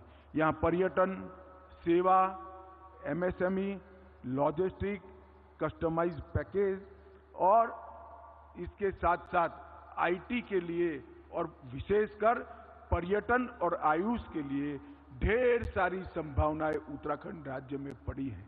मित्रों, मैं ज्यादा कहना नहीं चाहता, हम सब लेट ही चल रहे हैं, परंतु मैं इतना जरूर कहना चाहता हूं, अटल जी ने बड़े भरोसे के साथ छोटे राज्यों की रचना की थी। पूरे देश की जिम्मेदारी है कि ये छोटे राज्यों का प्रयोग सफल हो। पूरे देश की जिम्मेदारी है कि जिस राज्य में हमारे श्रद्धा केंद्र बैठे हैं वो राज्य आगे बढ़े। पूरे देश की जिम्मेदारी है कि देश के 40% हिस्से को पीने का पानी पहुंचाने वाली गंगा जी और यमुना जी जहां से निकलती है, वो उत्तराखंड को हम मजबूत करें, विकसित करें, आगे बढ़ाइए। मैं आज उद्योग जगत के सभी लोग जिन्होंने 3.5 लाख करोड़ का इन्वेस्टमेंट यहाँ किया है, वो लोगों का भारत सरकार की ओर से, उत्तराखंड सरकार की ओर से और धामी जी की ओर से बहुत बहुत धन्यवाद करना चाहता हूँ, साधुवाद देना चाहता हूँ और विश्वास भी दिलाना चाहता हूँ। आपने भरोसा कर उत्तराखंड सरकार पर यहाँ आए हैं, आपको कोई दिक्कत नहीं होगी। रेड कारपेट वेलकम से भी ज्यादा हृदय का स्वागत यहाँ पर आप फील करोगे, ऐसा मेरा भरोसा है। मैं उत्तराखंड की देवभूमि की जनता को आने वाले उत्तराखंड के अच्छे दिनों के लिए अनंत अनंत शुभकामनाएं देकर मेरी बातों को समाप्त करता हूं।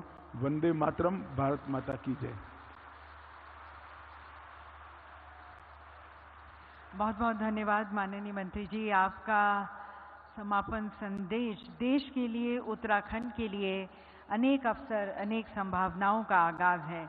मोदी जी के नेतृत्व में विकसित भारत और एक सशक्त उत्तराखंड के निर्माण में अटल निश्चय और संकल्प का आगाज है। बहुत बहुत धन्यवाद आपके दूरगामी और दूरदर्शी विचारों से हमारा मार्ग प्रशस्त करने का। और एक सुंदर भारत, एक विकसित भारत, जैसे कि आपने कहा, हम सभी साथ मिलकर इसे बनाएं। आपके अंतर्दृष्टि, आपके मार्गदर्शन के लिए धन्यवाद। आपके प्रेरणादायक व दूरगामी परिणामों वाले विचारों से यकीनन सभी लाभान्वित हुए और इस देवभूमि को और सुंदर और ये फूले फले, इसके आपके मार्गदर्शन की तरफ, आपके आशीर्वचनों के लिए बहुत बहुत धन्यवाद। और देवी सज्जनों, आप सभी का भी विशेष रूप से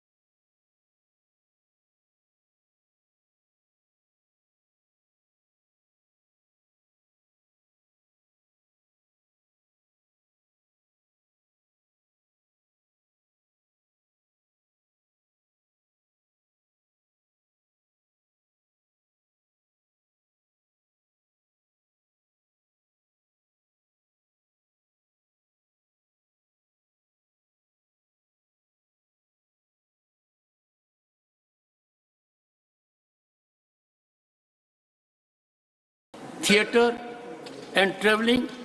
She is married to Shri Ashok Patil and has two sons, Aditya and Amit, and a daughter, Tejaswini Patil.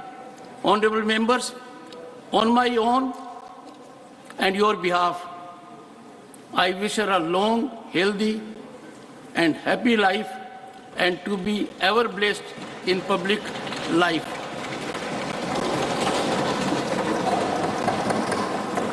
Papers to be laid on the table. Shri Pankaj Chaudhary.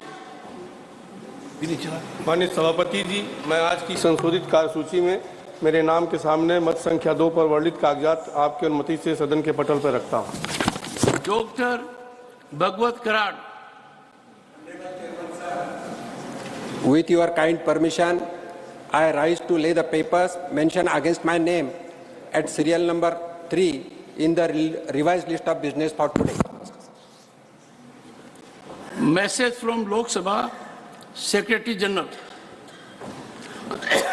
Sir, with your kind permission, I rise to report that the Lok Sabha at its sitting held on 4th December 2023 has agreed without any amendment to the Advocates Amendment Bill 2023, which was passed by the Rajya Sabha at its sitting held on 3rd August 2023. Report of the Committee on Government Assurances, Dr. M. Thambidurai, Shri M. Mohammad Abdullah. I rise to present the 77th report in English and Hindi of the Committee on Government Assurance. Thank you, sir. Honorable members, notice under Rule 267 received from Shri Binoy Vishwam does not merit any admittance. Honorable members, it is not appropriate when a notice has been declined, the same notice is repeated the next day. Matters raised with permission, please. Professor Ram Gopal Yadav request to include a area community in the scheduled caste list of Uttar Pradesh. धन्यवाद श्रीमान उत्तर प्रदेश में अहेरिया जाति ये दलितों में भी अदलित के समान है। 1949 से पहले तक गवर्नमेंट ऑफ इंडिया के उस वक्त के जॉइंट सेक्रेटरी भंडारकर साहब ने एक चिट्ठी लिखी थी राज्य सरकारों को कि 1931 और 1941 के सेंसस में जो जातियां अनुसूचित जात में हैं उनकी सूची भेजी जाए, उन्हीं को अनुसूचित जात में रखा जाएगा। श्रीमान 31 के सेंसस में क्रमांक 26 पर अहेरिया, 27 पर बहेलिया और 28 पर पासी अंकित थे, एक ब्लॉक में रखा गया। 41 में भी क्रमांक 59 पर अहेरिया, 60 पर बहेलिया व 5 अन्य जातियां एक ही ग्रुप में रखी गईं। अज्ञात कारणों से बाद में इसमें से अहेरिया को अलग कर दिया गया, शेष जातियां शेड्यूल कास्ट में अब भी हैं। इस जाति के लोगों ने निरंतर प्रयास किए, लेकिन न संसाधन है न बहुत बड़ी संख्या है, इसलिए इनका किसी ने सुना नहीं। अंत में 16 में उत्तर प्रदेश सरकार के समाज कल्याण के विभाग के प्रमुख सचिव ने एक पत्र लिखा सामाजिक न्याय और अधिकारिता मंत्रालय के लिए, यहाँ दिल्ली के लिए, और उन्होंने लिखा कि अहेरिया जाति को उत्तर प्रदेश अनुसूचित जाति की सूची में सम्मिलित किए जाने के संबंध में राज्य सरकार द्वारा अनुसूचित जाति एवं अनुसूचित जनजाति शोध एवं प्रशिक्षण संस्थान उत्तर प्रदेश से अहेरिया जाति का सर्वेक्षण एवं निर्जातीय अध्ययन कराया गया है। संस्थान द्वारा प्रस्तुत की गई अध्ययन आख्या में ये उल्लेख किया गया है कि अहेरिया जाति की सामाजिक, आर्थिक, शैक्षिक एवं धार्मिक स्थिति को देखते हुए इस जाति को अनुसूचित जाति की सूची में सम्मिलित किया जाना उचित है। अहेरिया जाति अनुसूचित जाति की सूची में किए जाने के सभी पात्रताएं एवं अर्हताएं और योग्यताएं रखती है और उत्तर प्रदेश में अनुसूचित जाति घोषित किए जाने के लिए प्रदेश की अनुसूचित जाति की सूची में सम्मिलित किए जाने की संस्तुति की जा रही है। इस अतः अनुरोध है कि कृपया उत्तर प्रदेश में निवास करने वाली अहेरिया जाति को उत्तर प्रदेश की अनुसूचित जाति की सूची में सम्मिलित किए जाने हेतु कृपया आवश्यक कार्रवाई करने का कष्ट करें। श्रीमान, सारे शोध के बाद, सारे पैरामीटर्स को पूरा करने के बाद भी इस उत्तर पत्र के जवाब में ये कहा गया कि ये हैं फॉर्मेलिटीज पूरी नहीं होती। बिना रजिस्ट्रार जनरल ऑफ इंडिया ने बिना किसी तरह का शोध कराए हुए यहाँ से एक चिट्ठी लिख दी। सर, स्थिति ये है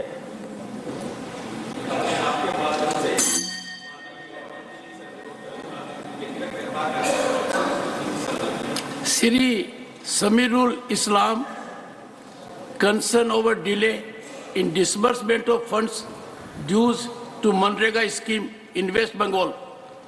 Respected Chairman Sir, the issue of Manrega is not only a union government scheme. It is an act established in 2005. The primary focus of this act is on the improvement of rural livelihoods. For around the last 20 years, the scheme has become the lifeline for marginal people in India, with crores of citizens depending on it as this act in their right. The program contributes to rural infrastructure and assets, indirectly addressing the basic demands and employment needs of a large section of people in rural India.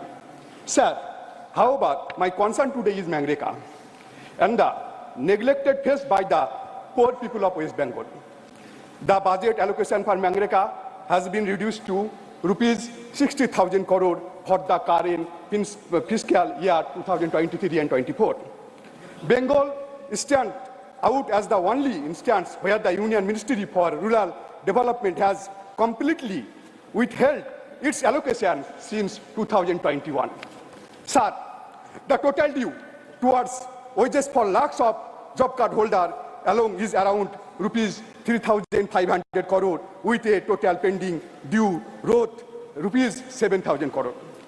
These figures highlight the situation where the Union government has not sanctioned even a penny for the poor people of Bengal under the scheme named after our father of the nation in the current fiscal year.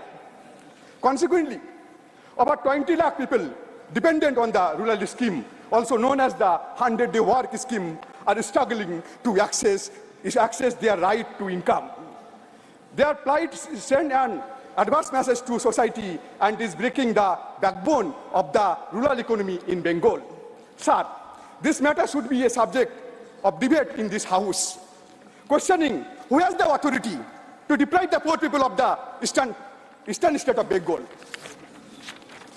Sir, I want to remind you, sir, West Bengal is the state that stood first for multiple time in implication of Manrega. Sir, another significant point is that under Manrega, the government should pay wages to labor within 15 days after the completion of works. Ironically, laborers from Bengal have not received their due even after 2 years. This raises concern about the adherence to the rules and the impact on the life of those dependent on this vital scheme. Thank you, sir. Dr. John Britta's concern over rising concentration of wealth in the hands of few people in India.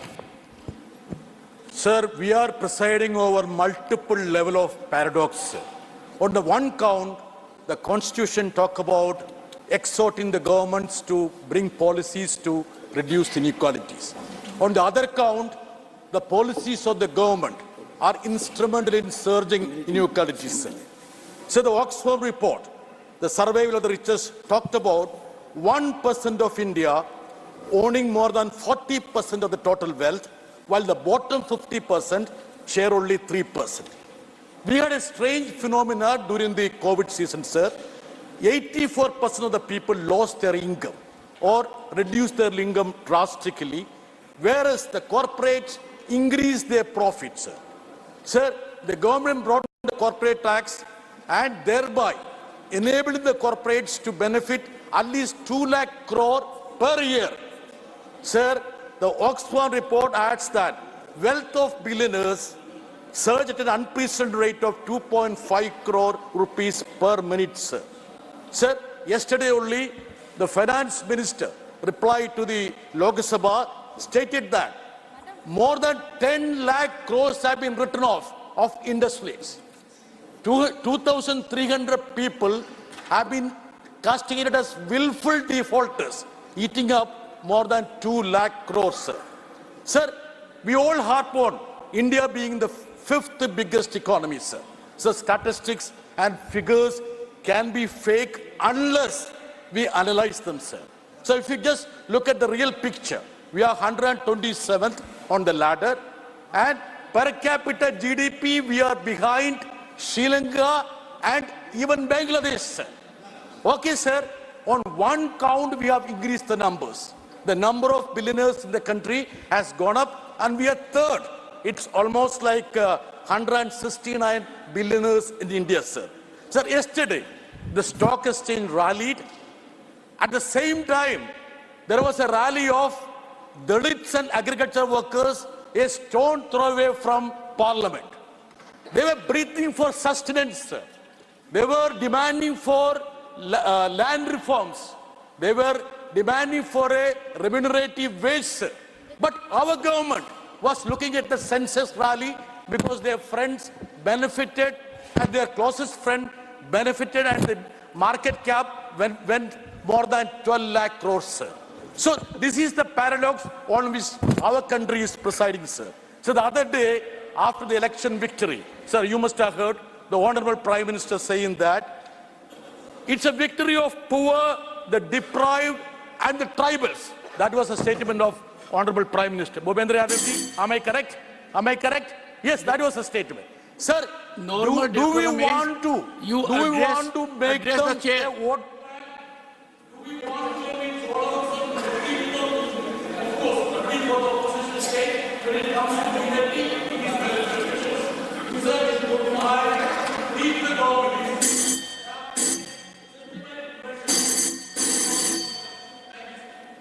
Honorable member is directed to put on the table of the House the assertion made by him that friends were benefited during course of the day. Sri A.A. Rahim, concern over increasing loan app crimes and other fraudulent activities in the country.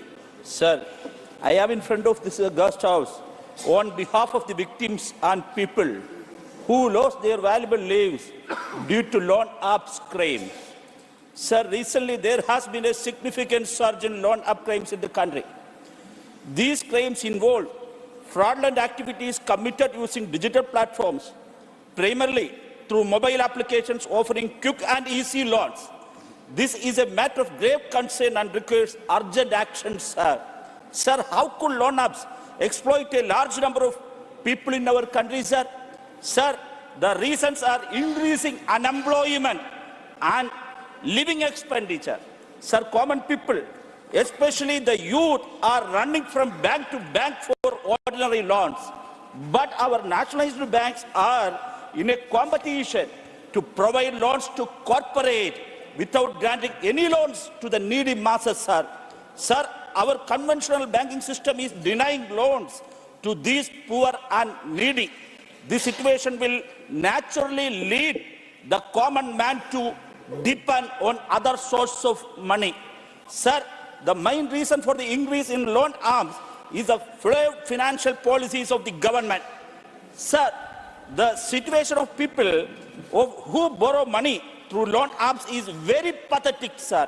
Once the payment is late or if they fail to pay the amount demanded by the app owners, the customer is blackmailed, and such mafias commit heinous crimes, including circulating deep fake videos and morphed images by using data extracted from the client during the registration process.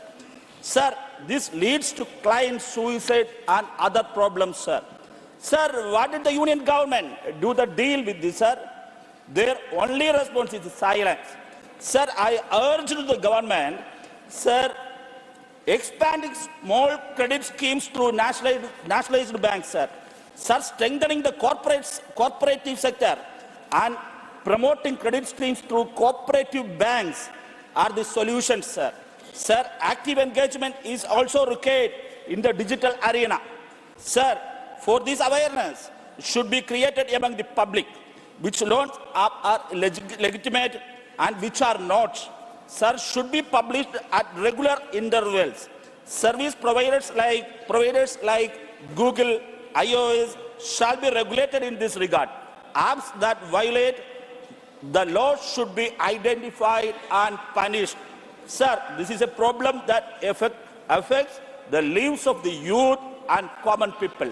I urge the government to take urgent action. Thank you, sir. Thank you, Mr. Honorable A. Rahim.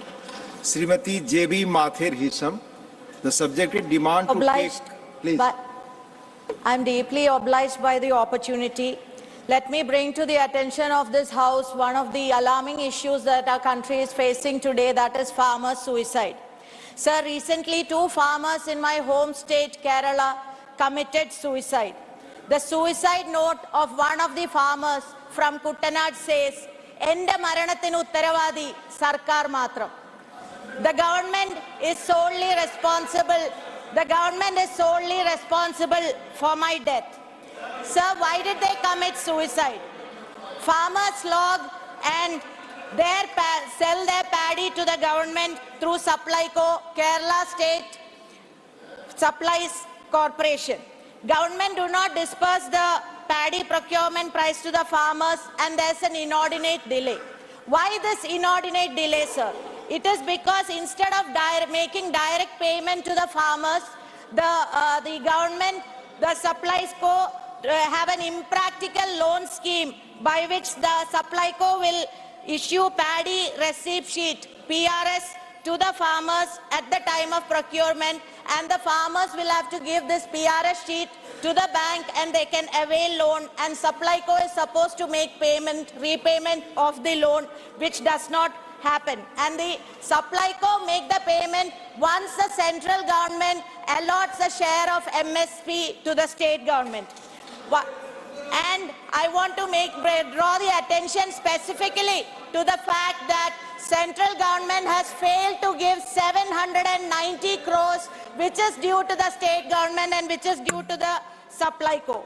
Now, because of the failure, there is no payment being done to the banks, and due to that, the CIBIL score of the farmers is also affected, and they do not get the money on time. Let me get back to the suicide note, sir. I quote, "It is the money of paddy which I cultivated with my sweat that was given as PRS loan. The government is solely responsible for repaying this loan in arrears. Banks are not disbursing new loans because of the government has defaulted on it. It is because of this I am taking my life. Therefore, it is only the government which is responsible for my death," unquote. The words in the suicide note is a direct reflection of the plight of the farmers our country and state is facing today. How many more lives of farmers will have to be lost for the government to wake up and make the payment which is rightfully due to the farmers? Also, paddy farmers in the state, they are selling their products to the private rice mill owners at a much lower cost, which is about 20% of the farmers, they are doing that. If the government is giving, Time is already over, it's not going on record now, please. Not going on record, please. Honorable Sri Babu Bhai, Jaisang Bhai Desai.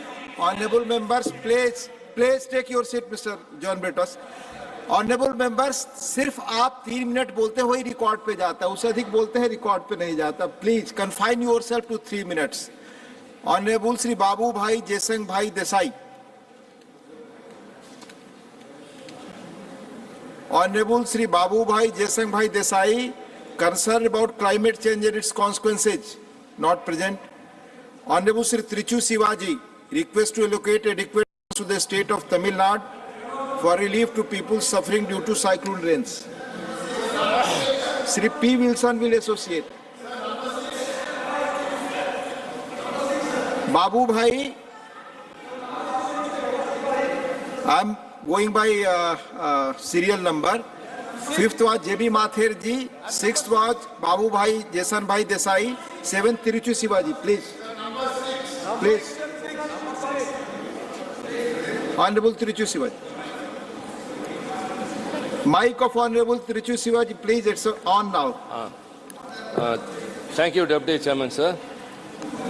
Sir, the torrential rains, which is incessant for the past 4 days, has devastated Chennai, Thiruvallur, Chengalpet, Kanjipuram and Ranipet in Tamil Nadu. Sir, such a rain Tamil Nadu has witnessed only half a century before.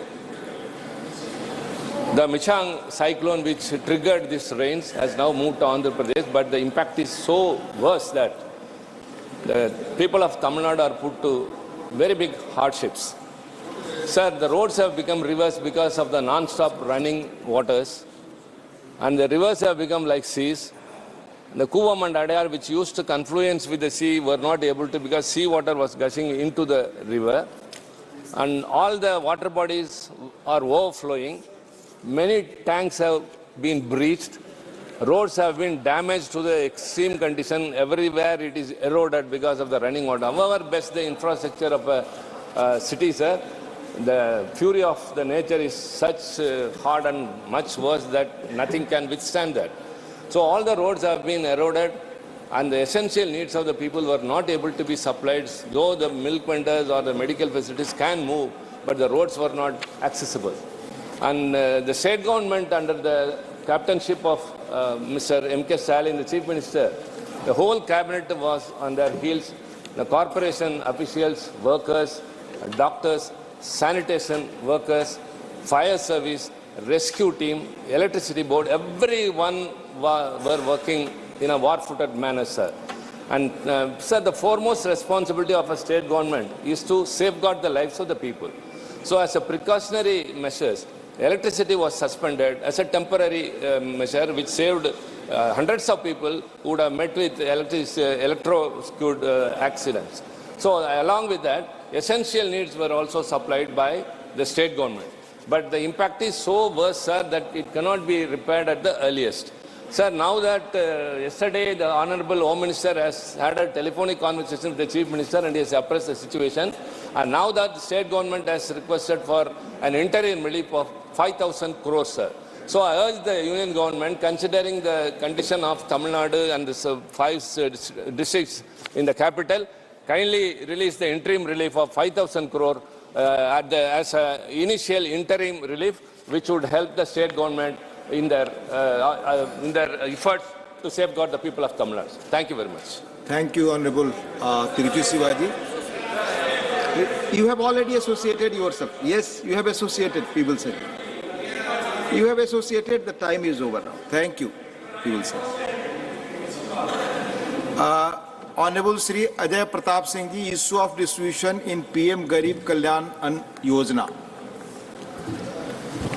सभापति महोदय, मैं सदन का ध्यान millets की ओर आकर्षित करना चाहता हूं। मिलेट्स का नवीन नामकरण हमारे प्रधानमंत्री आदरणीय श्री नरेंद्र मोदी जी ने श्री अन्न के रूप में किया है।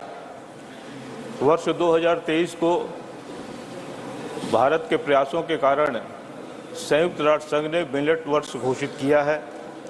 प्रधानमंत्री जी ने भारत को मिलेट्स को विश्व केंद्र के रूप में घोषित किया है। मिलेट्स में प्रमुख रूप से ज्वार, बाजरा, कोदो, कुटकी, रागी, सांवा, मेजरी इत्यादि फसलों को शामिल किया जाता है।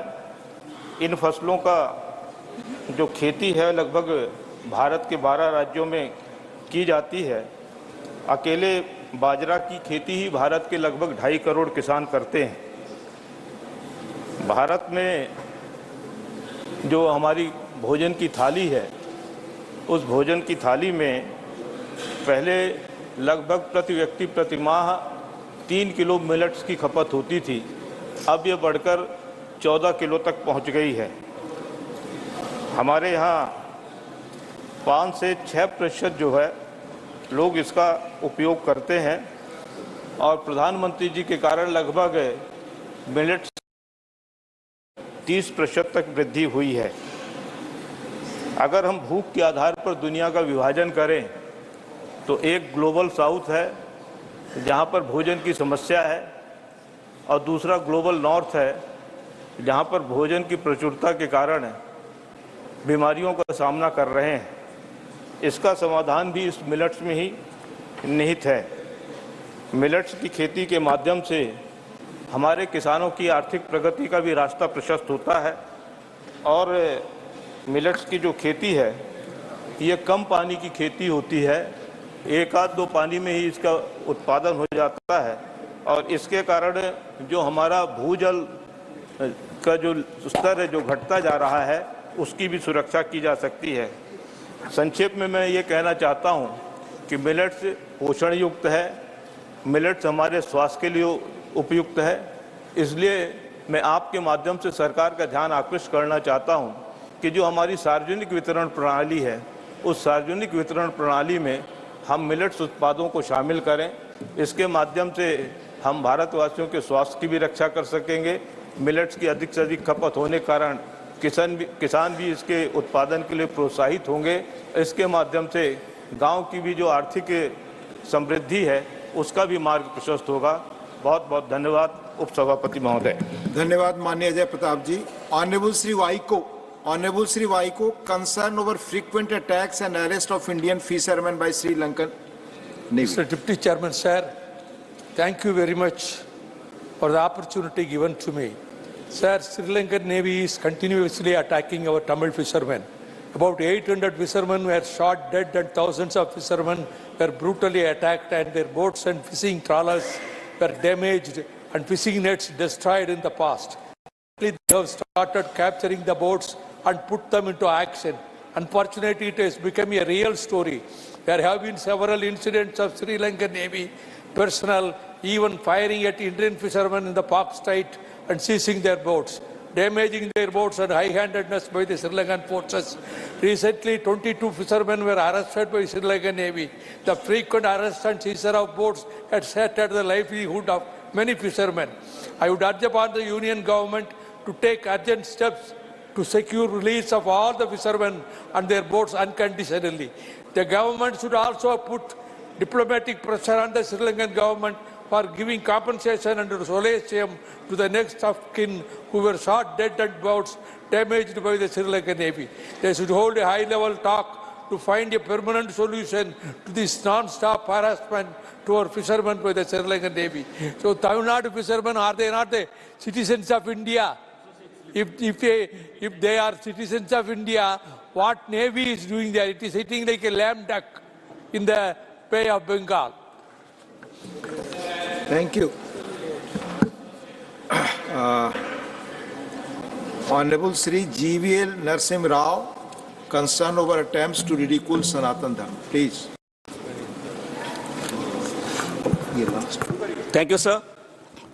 Sir, a minister in the state government of Tamil Nadu indulged in hate speech against Sanatan Dharma and Hindu religion. I quote what he said.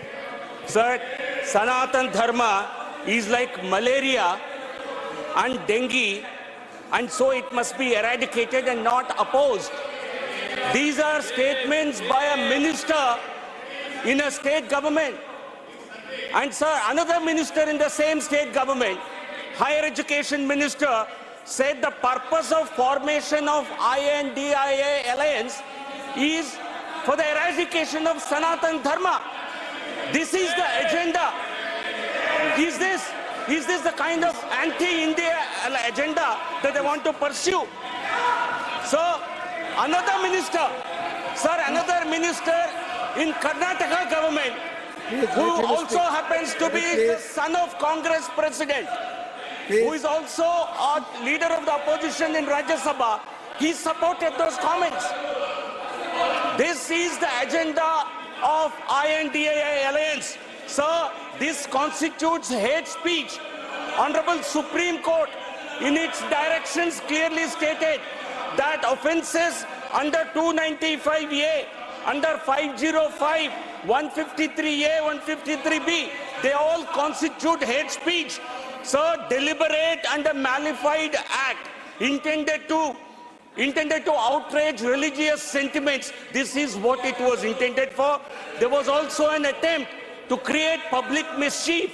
Therefore, I call upon the state government, Tamil Nadu, to, on its own, register a FIR against the same ministers who spoke against Sanatan Dharma, and also dismiss these ministers from the state government, because what they have publicly stated is a violation of the oath they have taken under the Constitution. The Constitution allows every religion, every member, every sect to practice its faith and to even propagate it.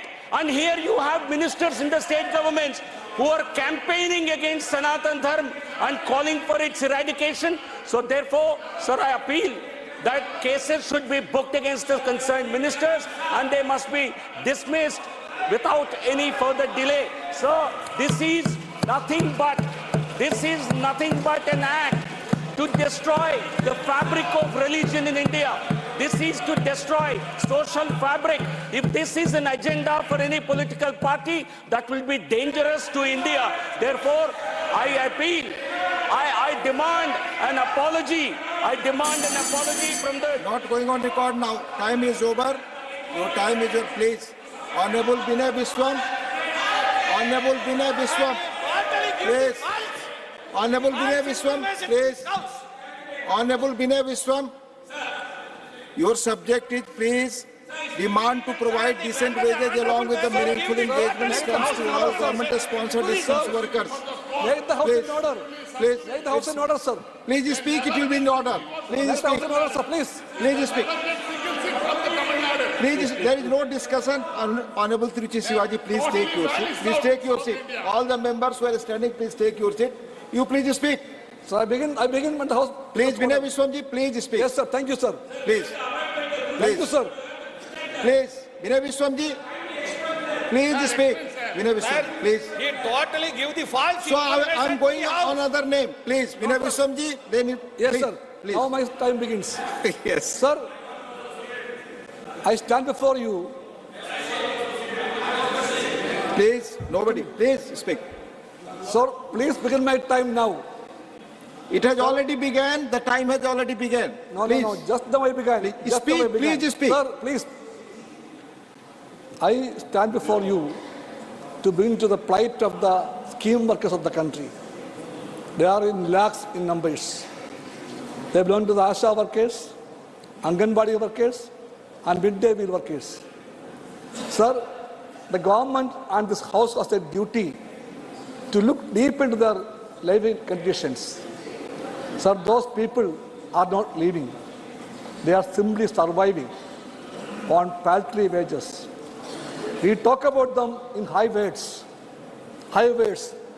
like global health leaders, warriors for the country. Sometimes we name them during COVID days. But when the livelihood comes, we always forget them. High time to think about them. Sir, the ASHA workers, the accredited social health activists, they are doing immense service for the nation. In every field of life, they are the first point of healthcare, social security, and everything. But their concerns are not always. So Anganwadi workers, they are the first meeting point for the children of the country.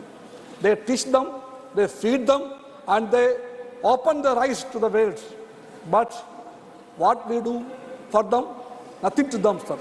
The same way, the midday workers, meal workers, midday meal, they work for the food security also. But lakhs of them are counting their days for their decent wages, sir. High time this government should pay attention to them. We call them as volunteers. Calling them volunteers, we deny them the right of the workers. We have to treat them as workers. We have to see that their wages are fixed, a decent wages to live. And we have to treat them and make their engagement conditions a decent one.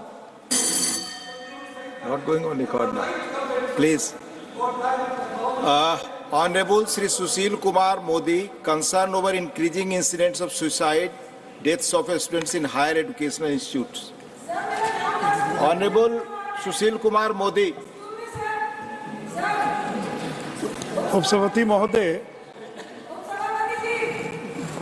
Rajasthan के कोटा में और इस वर्ष 26वां आत्महत्या की घटना घट चुकी है। पिछले एक साल में और आत्महत्या की 26 घटना और कोटा राजस्थान में घट चुकी है। और ये केवल इसी वर्ष नहीं, पिछले 5-6 वर्षों में प्रति वर्ष 25 से 30 नौजवान और आत्महत्या कर रहे हैं। इतना ही नहीं तो IIT, IIM, NIIT और जो देश के सर्वोच्च इंजीनियरिंग संस्थान हैं, जो हायर एजुकेशन के इंस्टीट्यूट्स हैं, वहाँ पर भी प्रति वर्ष बड़ी संख्या में नौजवान आत्महत्या कर रहे हैं। सरकार के लिए चिंता का विषय, चाहे केंद्र की सरकार हो या राज्य की सरकार हो, कि आखिर इतनी बड़ी संख्या में नौजवान आत्महत्या करने के लिए क्यों बाध्य हो रहे हैं। कोटा राजस्थान में जो लड़के मेडिकल और इंजीनियरिंग की कोचिंग के लिए आते हैं, उन पर इतना प्रेशर होता है, इतना दबाव होता है उत्तीर्ण होने के लिए कि वो लोग आत्महत्या करने के लिए बाध्य हो रहे हैं। और उसी प्रकार IIT, IIM वगैरह जो उच्च शैक्षणिक संस्थान हैं, वहाँ पर भी बढ़ती हुई आत्महत्या की घटना ये चिंता का विषय है। मैं सरकारों से ये मांग करता हूँ कि एक आयोग का गठन किया जाए जो इस बात की जांच करे कि आखिर इतनी बड़ी संख्या में नौजवान कोचिंग संस्थानों में आत्महत्या क्यों कर रहे हैं। साथ ही साथ जो एक्सपर्ट्स हैं, जो काउंसलर्स हैं, उनकी बहाली की जाए ताकि वैसे लड़के जो डिप्रेशन में चले जाते हैं उनकी वो काउंसलिंग कर सके। ऐसे केंद्रों में मेंटल हेल्थ क्लिनिक की भी स्थापना की जाए ताकि जो लड़के डिप्रेशन में हैं वो लड़के वहाँ जाकर अपना इलाज करा सकें या काउंसलिंग प्राप्त कर सकें। साथ ही साथ जो IIT, IIM वगैरह के जो कोर्सेज हैं, खास करके कोचिंग के, उसके बारे में पुनर्विचार किया जाए कि इतना प्रेशर है और इस प्रकार का कठिन सिलेबस है कि उसको उत्तीर्ण होना उनके लिए बड़ा कठिन हो जाता है। तो सरकार को उसके पूरे सिलेबस को भी रीडिज़ाइन करने के बारे में विचार करना चाहिए। और ख़ास करके कोटा और अन्य कोचिंग संस्थानों में हर किसी का जो नामांकन हो रहा है, पैसे के लिए कोचिंग संस्थान जो भी लड़के वहाँ पर आते हैं उनका वो एडमिशन ले लेते क्योंकि उससे उनको पैसा मिलता है। तो उसके बारे में भी और रोक लगाई जाए। जो बहुत मेधावी छात्र हैं, जो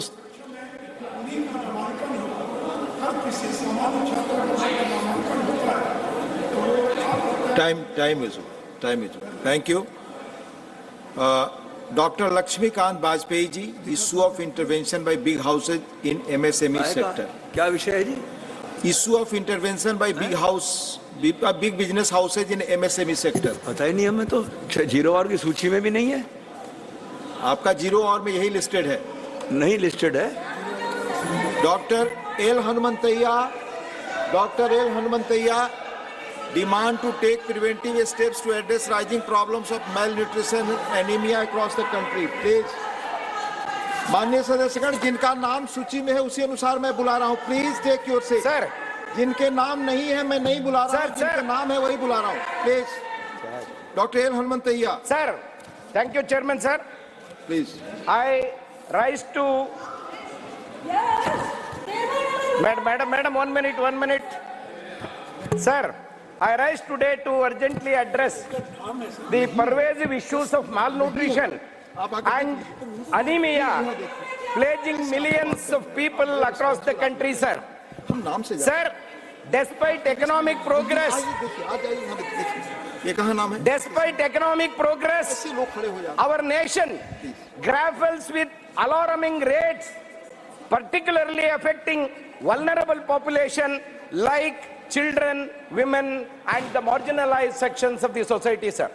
Sir, in the latest NFHS report, data 1921, the prevalence of anemia has shown a significant increase, with children aged 6 months to 5 years experiencing a jump from 59% to 67%, sir. Sir, this is an alarming state of affairs. Sir, women especially in rural areas, high rates of anemia adversely affecting maternal health and contributing to pregnancy complications. Sir, an increase in the anemia prevalence from 53% to 57% in all women aged between 15 years to 49 years seen, and 50.4% to 52.2% in pregnant women rooted in poverty, lack of education, inadequate health care, and unequal resource distribution or malnutrition problems. Sir, factors such as food insecurity, limited access to clean water, and inefficient healthcare infrastructure contribute to unmet nutritional needs. Sir, my request to the government, addressing these issues is not only a social responsibility but a prerequisite for a thriving and resilient nation. Sir, the consequences extend beyond individual suffering, impacting the workforce, educational outcomes, and overall economic productivity of the nation. Sir, therefore, I urge the Ministry of Health and Family Welfare to take immediate steps to address the rising problems of malnutrition and anemia, especially among women and children across the country. Sir, let me unite in our commitment to building a healthier, strong India. Time is over, Hanumanteya ji. Time is over. Thank you, Hanumanteya ji. Honorable members, in 0 hour, matters are raised with permission of Honorable Chairman. Merely presence in ballot does not mean admittance. Further matters already raised are not included again. Please. Dr. Lakshmikant Bajpayee. माननीय उपसभापति जी, please. मेरा विषय बहुत महत्वपूर्ण है और समाज के उन सामान्य वर्ग के लोगों के प्रति है जो गांव में और छोटे छोटे शहरों और कस्बों में सुनार का दर्जी का काम करते हैं। धीरे धीरे एमएसएमई सेक्टर में भी बड़े घरानों का प्रवेश योजनाबद्ध तरीके से हो रहा है। ये ठीक है कि हम किसी को व्यवसाय करने से नहीं रोक सकते, लेकिन किसी बड़े घराने अगर तनिष्क के नाम से टाटा करेगा जेवर का व्यापार, तो गरीब सुनार या शराब जो शहरों में और कस्बों में बैठे हैं वो क्या काम करेंगे। इसी प्रकार कपड़े को सिलने का काम जो है वो भी टाटा बड़े घराने ले जा रहे हैं। मेरा इस प्रश्न के माध्यम से सरकार से ये निवेदन है कि ये ठीक है कि किसी को रोजगार करने से हम नहीं रोक सकते, लेकिन कहीं ना कहीं एमएसएमई सेक्टर का बचाव हो सके और एमएसएमई सेक्टर के अंतर्गत आने वाले छोटे कारीगर, छोटे व्यापारी बचे रह सकें, इसकी व्यवस्था सरकार को करनी चाहिए, ऐसा मेरा आग्रह है। धन्यवाद। माननीय श्री बाबूभाई देसाई, प्लीज। महोदय, आज आपने मुझे सांसद बनने के बाद उसमें प्रथम बोलने का अवसर दिया, इसलिए आपका धन्यवाद। आज मैं हमारे समय की एक तत्काल और निर्णायक चुनौती जलवायु परिवर्तन का समाधान करने के लिए उसके सामने खड़ा हूँ। हमारा यह मान्य गतिविधियों के कारण अभूतपूर्व परिवर्तनों से गुजर रहा है, जिसके परिणाम स्वरूप तापमान में वृद्धि, मौसम के पैटर्न में बदलाव और असंख्य परिस्थितियों व्यवस्थापन उत्पन्न हुए हैं। वैज्ञानिक सहमति स्पष्ट है, जलवायु परिवर्तन हमारे पर्यावरण, अर्थव्यवस्था और जीवन जैसी शैली के लिए गंभीर खतरा है। हमें सिर्फ फर्क पिघलने से अधिक लगातार और गंभीर मौसम की घटनाओं और जैव विविधता के नुकसान के गवाह है। मैं यह सहज चेतावनियों नहीं है, ये कठोर वास्तविकता है। और जो हमें तत्काल ध्यान देने और कार्रवाई करने की मांग करती है। भावी पीढ़ियों के लिए यही की सुरक्षा करना हमारी नैतिक जिम्मेदारी है। हमें स्थायी ऊर्जा स्रोतों की ओर बदलाव करना चाहिए, ग्रीन हाउस गैस परिवर्तन को कम करना चाहिए और जिम्मेदार खपत और उत्पादन के बढ़ावा देना चाहिए। इसके लिए सभी क्षेत्रों, सीमाओं और राजनीतिक विचारधाराओं में सहयोग की आवश्यकता है। कानून निर्माताओं के रूप में हमारे पास ऐसी नीतियां बनाने की शक्ति है जो नवाचार की प्रोत्साहन करती है, नवीनीकरण ऊर्जा में निवेश करती है और उद्योगों के उनके पर्यावरण प्रभाव के लिए जवाबदेह बनाती है।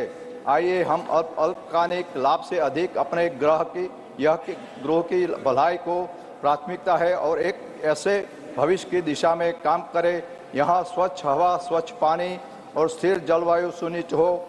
निष्क्रियता में कोई विकल्प नहीं है। धन्यवाद अध्यक्ष जी। धन्यवाद।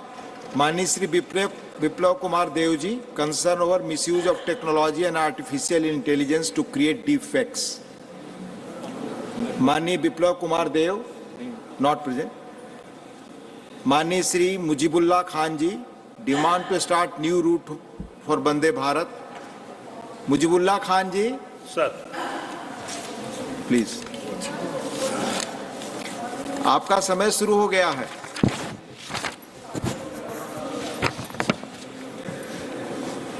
Thank you, sir. In order to meet Odisha's demand for connectivity, very necessary for Odisha to have great connectivity various regions, and witness that Vande Bharat train between Puri and Howrah in West Bengal, along with a recent addition of a train between Puri and Raulkela connectivity, the same massive practical and reading towards it is impressive further Vande Bharat Express train to be introduced in Odisha. The state of Odisha has suffered a neglect from the central government as reflected by its power rail connectivity. Further, the degree of connectivity is spread across the region of Odisha. For instance, there are very few express trains connecting between Odisha and Bhubaneswar. Between Odisha and Bhubaneswar, both the express train mentioned above by the track towards the another part of Odisha. The proposal for a new connectivity in running between Bhubaneswar and Hyderabad by some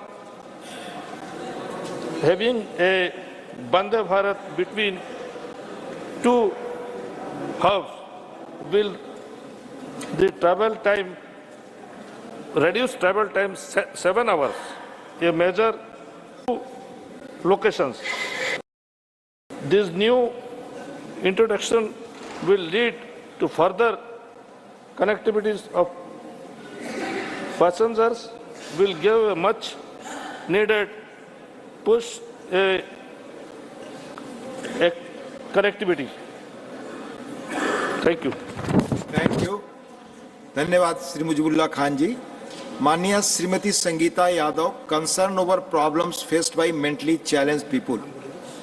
माननीय संगीता यादव जी, माननीय Sangeeta Yadav ji, please. नहीं, zero hour नहीं लगा। Concern over problems faced by mentally challenged people. माननीय सदस्य, आप जो आप देते हैं यहाँ बोलने के लिए, उन विषय पे ध्यान रखें और बोलें प्लीज। सॉरी सर, आज मैंने देखा नहीं, कल लगा था मेरा। धन्यवाद।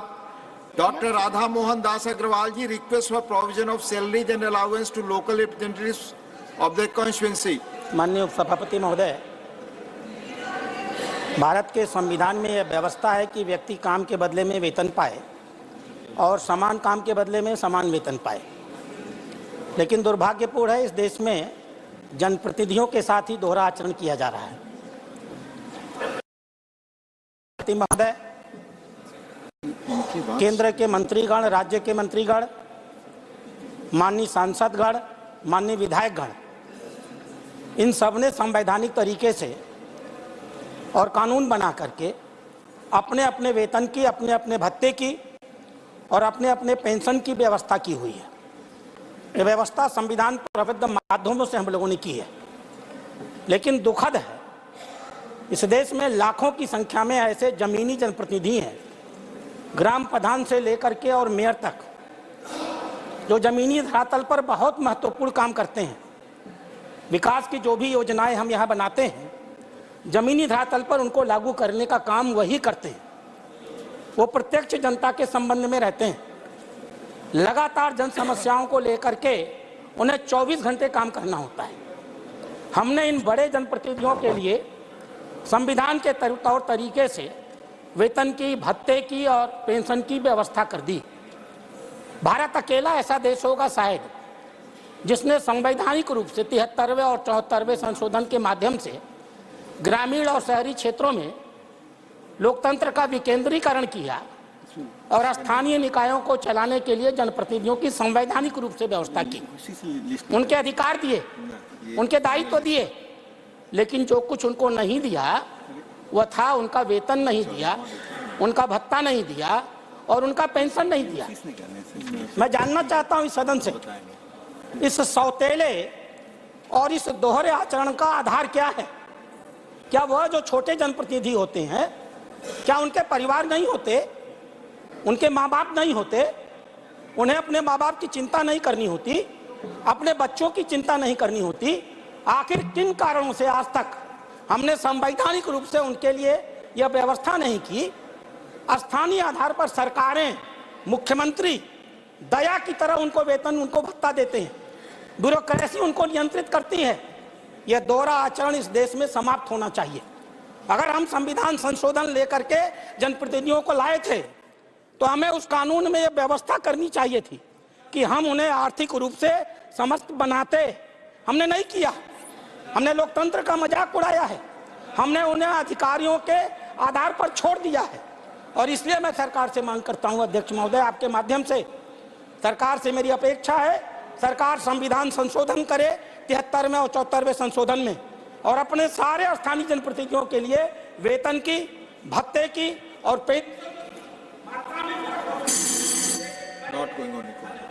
Thank you. माननीय Shri Vikramjit Singh Sahney ji, demand to implement uniform national level parameter for release of prisoners.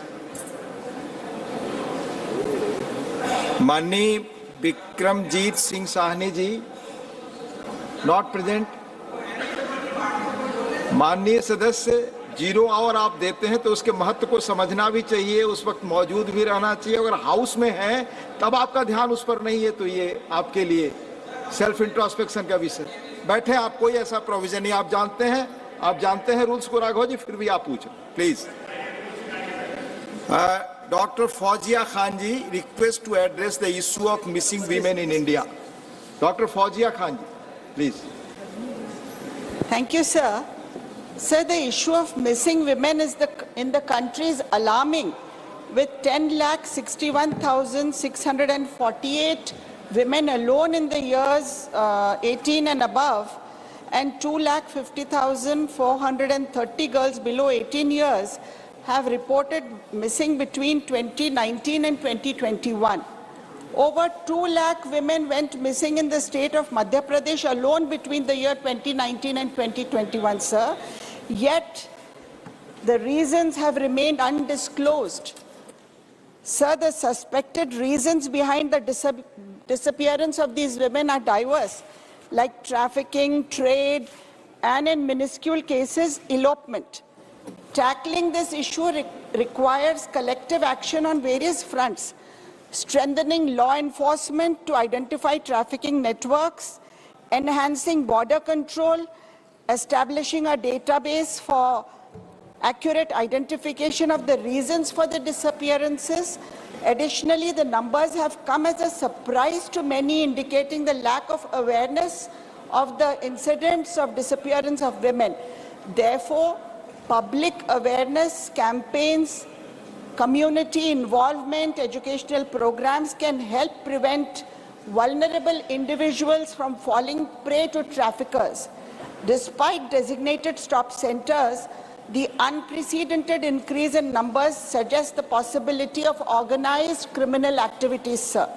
A recommendation to address the issue of missing women involves the establishment and maintenance of a comprehensive register by the government documenting details of every woman reported missing.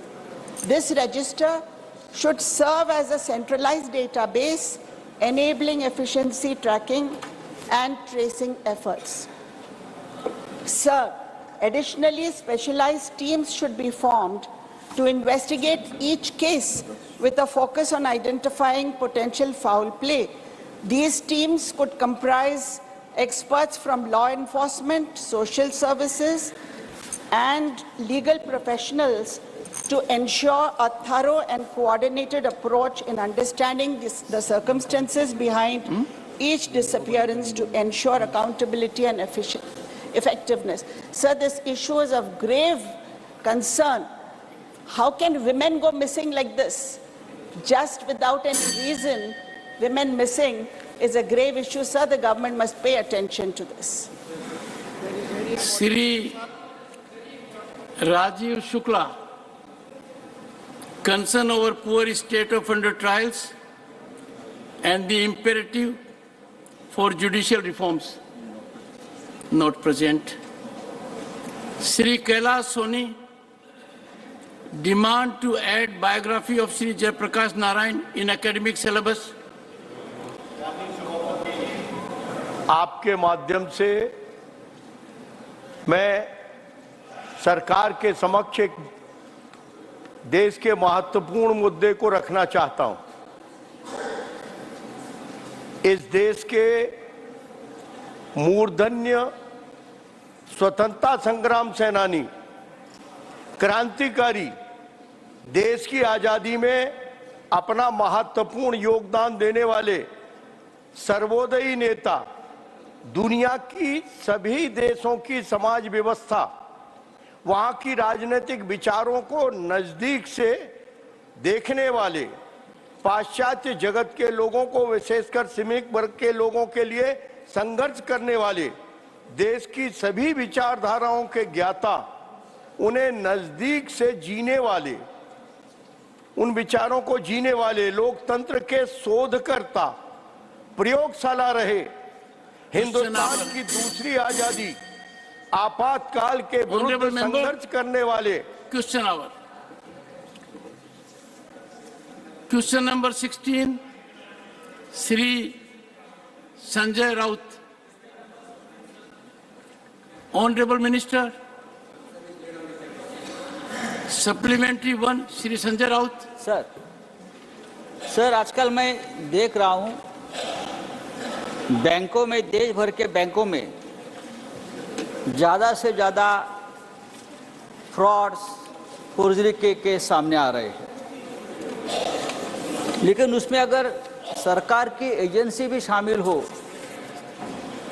तो चिंता की विषय है।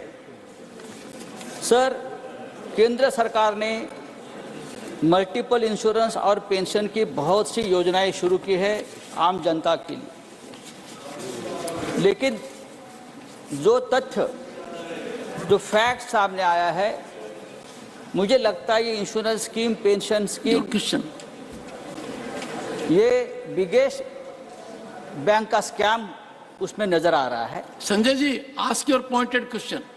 Sir, ये जो bank है या insurance company है, मेरी जानकारी से जब कोई ग्राहक 10-15 साल के लिए पॉलिसी साइन करता है तो प्रीमियम के लिए सहमति भी देता है, जो अकाउंट से ऑटोमेटिक डेबिट हो जाता है। अधिकांश ग्राहक 2 से 3 वर्षों में के बाद प्रीमियम का भुगतान बंद कर देता है। जिससे इंश्योरेंस कंपनियों के पास बहुत सारा अनक्लेम फंड पड़ा हुआ है और बैंक दावा करता है कि ये जो आकस्मिक बीमा कवरेज है, जो बैंकों द्वारा चार्ज की गई प्रीमियम की राशि सरकार द्वारा खातों धारकों की सामाजिक सुरक्षा पर खर्च की जाती है। संजय जी, प्लीज आस्क योर सप्लीमेंट्री। मैं सरकार से पूछना चाहता हूं, गत 3 वर्षों में दुर्घटना बीमा क्लेम के रूप में कितने परिवारों को आपने ये राशि वितरित की है? Honourable minister. महोदय, सभागृह के ज्येष्ठ सदस्य संजय जी राउत, इन्होंने बहुत महत्वपूर्ण क्वेश्चन रेज किया है। सरकार के माध्यम से 2 महत्वपूर्ण स्कीम्स है जो गरीब लोगों के लिए और अनप्रिविलेज लोगों के लिए चलती है, जैसे प्रधानमंत्री सुरक्षा बीमा योजना हो, प्रधानमंत्री जीवन ज्योति बीमा योजना हो और पेंशन योजना जो अटल पेंशन योजना है। इनके माध्यम से मैं बताना चाहता हूं कि जो लास्ट 3 साल का अगर हम रिकॉर्ड देखें तो 3 साल में जो कलेक्शन हो चुका है या इन्वॉल्वमेंट हो चुके हैं अभी तक के क्यूमुलेटिव अगर इफेक्ट देखें तो 18 करोड़ 50 लाख 71 हज़ार इतना लोगों का इन्वॉल्वमेंट हो चुका है जिन्होंने विथ मैंडेट इंश्योरेंस का रहा है। और प्रधानमंत्री सुरक्षा बीमा योजना के माध्यम से 41 करोड़ 59 लाख लोगों को फायदा क्यूमुलेटिव हो चुका है। अगर देखें ये दोनों स्कीम के माध्यम से अगर जनता को जो फायदा मिल चुका है वो 7,46,675 यानी क्यूमुलेटिव मैं बात कर रहा हूँ। और अगर अमाउंट की अगर बात करें तो अमाउंट भी 14 करोड़ 32 लाख से 274 मिला है। तो ऐसी ये 2 स्कीम्स जो प्रिविलेज या अंडर प्रिविलेज लोगों के लिए है, उनके लिए वैसा कोई ये नहीं है कि जो बैंकिंग के पास ज़्यादा ये है। पहले 3 साल में तो ये स्कीम लॉस में चल रही थी और बाद में रिव्यू करके इसी को अभी जो प्रीमियम 12 रुपीज़ था वो 20 रुपये किया है और जो जीवन ज्योति बीमा में 330 रुपये था अभी 436 रुपये किया है। Second supplementary Shri Sanjay Raut. प्रश्न अलग था, आपने जवाब अलग दिया है। मैंने ये पूछा था कि विदाउट कंसेंट आप बैंक अकाउंट से प्रीमियम आप जमा कर रहे हो, ये मेरा सवाल था, लेकिन मैं आगे पूछता हूँ। हाँ दीजिए।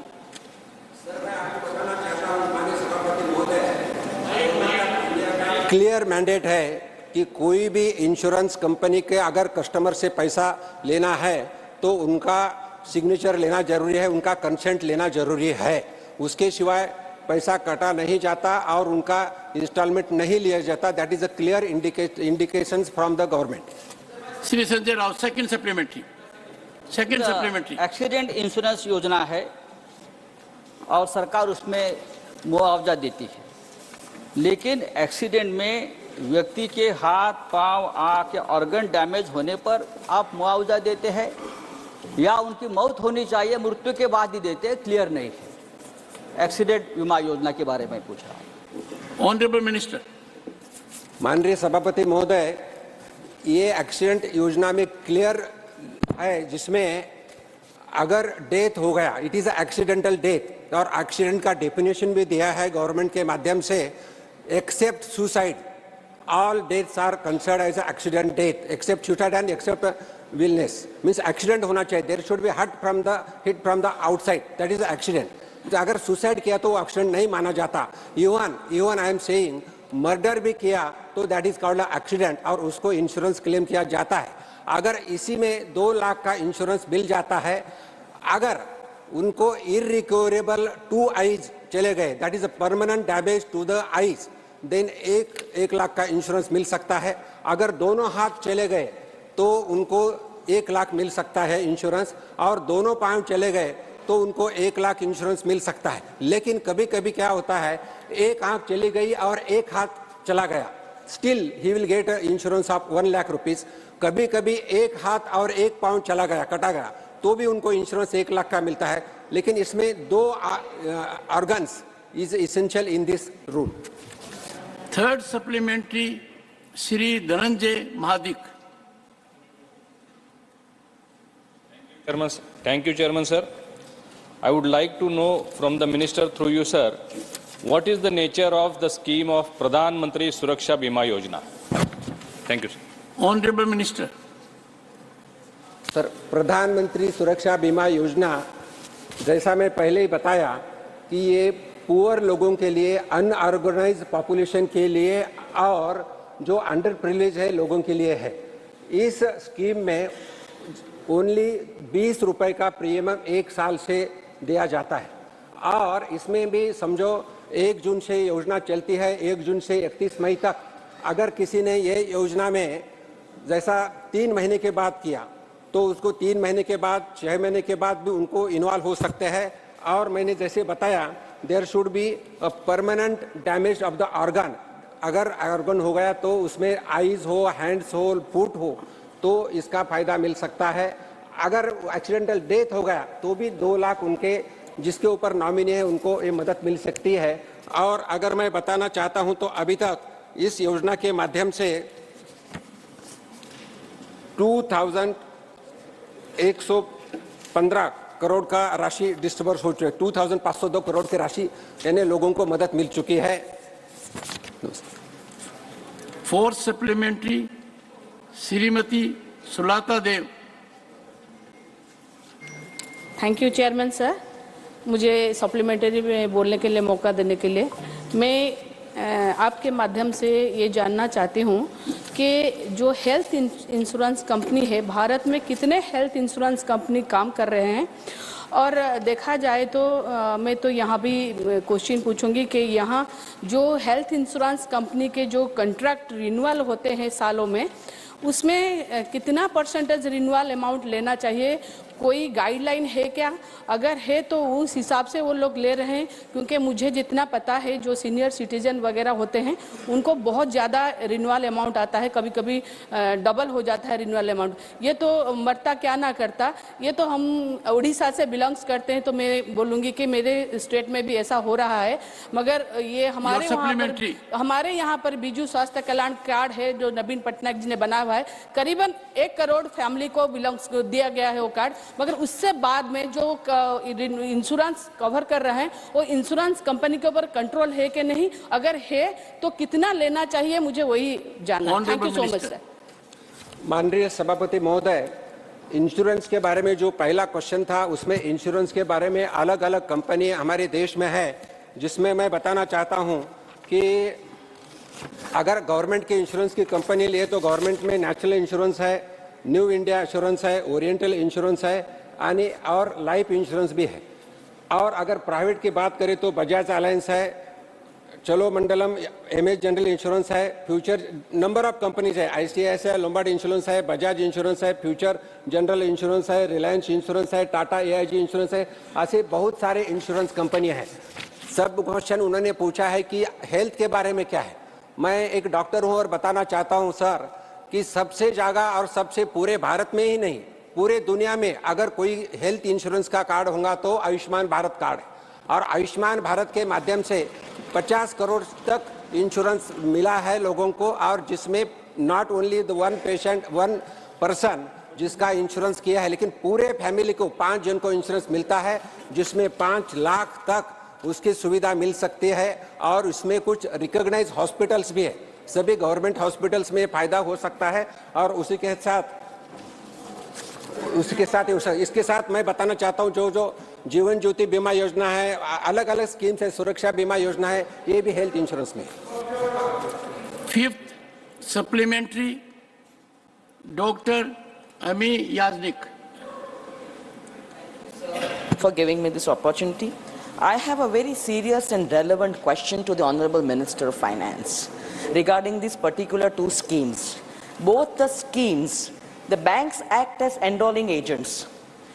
The policy is issued by the insurance companies, but the entire premium is paid by the client. Now the consent is taken of the client, but complaints are galore on social media as well as complaint forums that they are not aware whether they are insured or not. So where should they claim? So whether the Honorable Minister will initiate some kind of a data collection inquiry from IRDAI, the Insurance Regulatory Authority, and the Department of Financial Services, whether these banks' audited accounts are reflecting these amounts of who are these persons who need this insurance, and whether with which company they have a tie-up. Honorable Minister. No. Sir, it is a very serious issue. The complaint is galore, and I would like the Honorable Minister to give me a reply or tell me whether there is going to be a proper inquiry Honorable of Minister. this data collection. माननीय सभापति महोदय, मैं आपके माध्यम से सभागृह को बताना चाहता हूं, ये जो इंश्योरेंस है जो जिसमें मैंने बताया प्राइम मिनिस्टर सुरक्षा बीमा योजना, प्राइम मिनिस्टर जीवन ज्योति बीमा योजना, ये दोनों इंश्योरेंस स्कीम में इंश्योरेंस का कोई ऐसा सर्टिफिकेट नहीं दिया जाता, लेकिन जब कभी जो मैंडेट के माध्यम से 20 रुपये या 436 रुपये उनसे अकाउंट से लिया जाता है, फॉर्म भरे जाता है, उसका स्लिप दिया जाता है और वही उसी को ही इंश्योरेंस बोल के किया जाता है। और जैसा माननीय मैडम ने पूछा है कि इसके बाद जैसा bank is collecting money but it is given to the particular insurance company जिसके साथ बैंक टाइप होती है और कस्टमर को पता दिया जाता है कि ये कस्टमर ये बैंक है क्या, बैंक को लगाया जाता है कि ये बैंक में ही लगाया जाता है कि ये इंश्योरेंस कंपनी से टाइप है, इसके साथ ही होता है। इसके बाद मैं बताना चाहता हूँ अकोमोडेशन, जैसा मैं बताया कि अगर क्लेम करना है तो बैंक में भी ओम्बड्समैन रहते हैं और इंश्योरेंस कंपनी जैसा इरडाई की बात की, इरडाई के माध्यम से भी ओम्बड्समैन रहते हैं और उसके माध्यम से इंश्योरेंस कंपनी की तरफ कंप्लेन हो सकती है। Question number 17, Shri Pramod Tiwari. Honourable minister. Supplementary 1, Shri Pramod Tiwari. मैं आभारी हूं आपका, ये एक महत्वपूर्ण स्वास्थ्य से जुड़े हुए प्रश्न पर आपने मुझे मौका दिया है। योजना का प्रचार प्रसार तो बहुत है, पर जो संसाधन उपलब्ध कराए हैं सरकार ने वो नगण्य। माननीय मंत्री जी के जवाब देख रहा था मैं।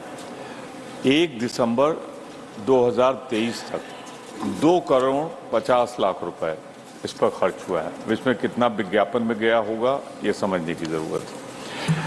मैं सिर्फ जानना चाहता हूँ, बहुत ही पॉइंटेड सवाल है मेरा, कि देश की आवश्यकता के अनुसार कितने डॉक्टर, फार्मासिस्ट, पैरामेडिकल स्टाफ चाहिए और इस समय देश में कितने उपलब्ध हैं। इस अंतर को पाटने के लिए क्या कोई स्कीम, कोई व्यापक प्रयास, कोई महत्वपूर्ण कदम उठाया जा रहा है? माननीय मंत्री जी। माननीय अध्यक्ष जी, हमारे वरिष्ठ सदस्य ने बहुत ही अच्छा सवाल पूछा है कि देश की हेल्थ सिस्टम कैसे मजबूत हो। तो हमारी दोनों मॉडर्न मेडिसिन और आयुष सिस्टम दोनों बहुत ही अच्छी तरह से काम करें। और वैसे एक क्वेश्चन आयुष से रिलेटेड है और ये आयुष मिनिस्ट्री खुद प्रधानमंत्री नरेंद्र भाई मोदी ने ही बनाई है और खुद ने सजावट की है। और ये central sector scheme Ayushman Bharat के बारे में है। तो उसमें कुल अभी तक आयुष मेडिकल कॉलेज 2014 में 523 थी, वो 2022 में 780 और ऐसे ही अंडर ग्रेजुएट सीट्स भी 74% की बढ़ोतरी है। तो 23,974 सीट्स की बढ़ोतरी है। ऐसे पीजी सीट से वो भी 2,102 की बढ़ोतरी 41% रही थी। और ये आयुष्मान भारत सेंटर में हर सेंटर में एक डॉक्टर होता है, पैरामेडिकल स्टाफ होता है। और ऐसे ही खुद प्रधानमंत्री ने तो ये आयुष्मान भारत का जो हॉस्पिटल था, उस हेल्थ एंड वेलनेस सेंटर, उसको आयुष्मान आरोग्य मंदिर का नाम दिया है।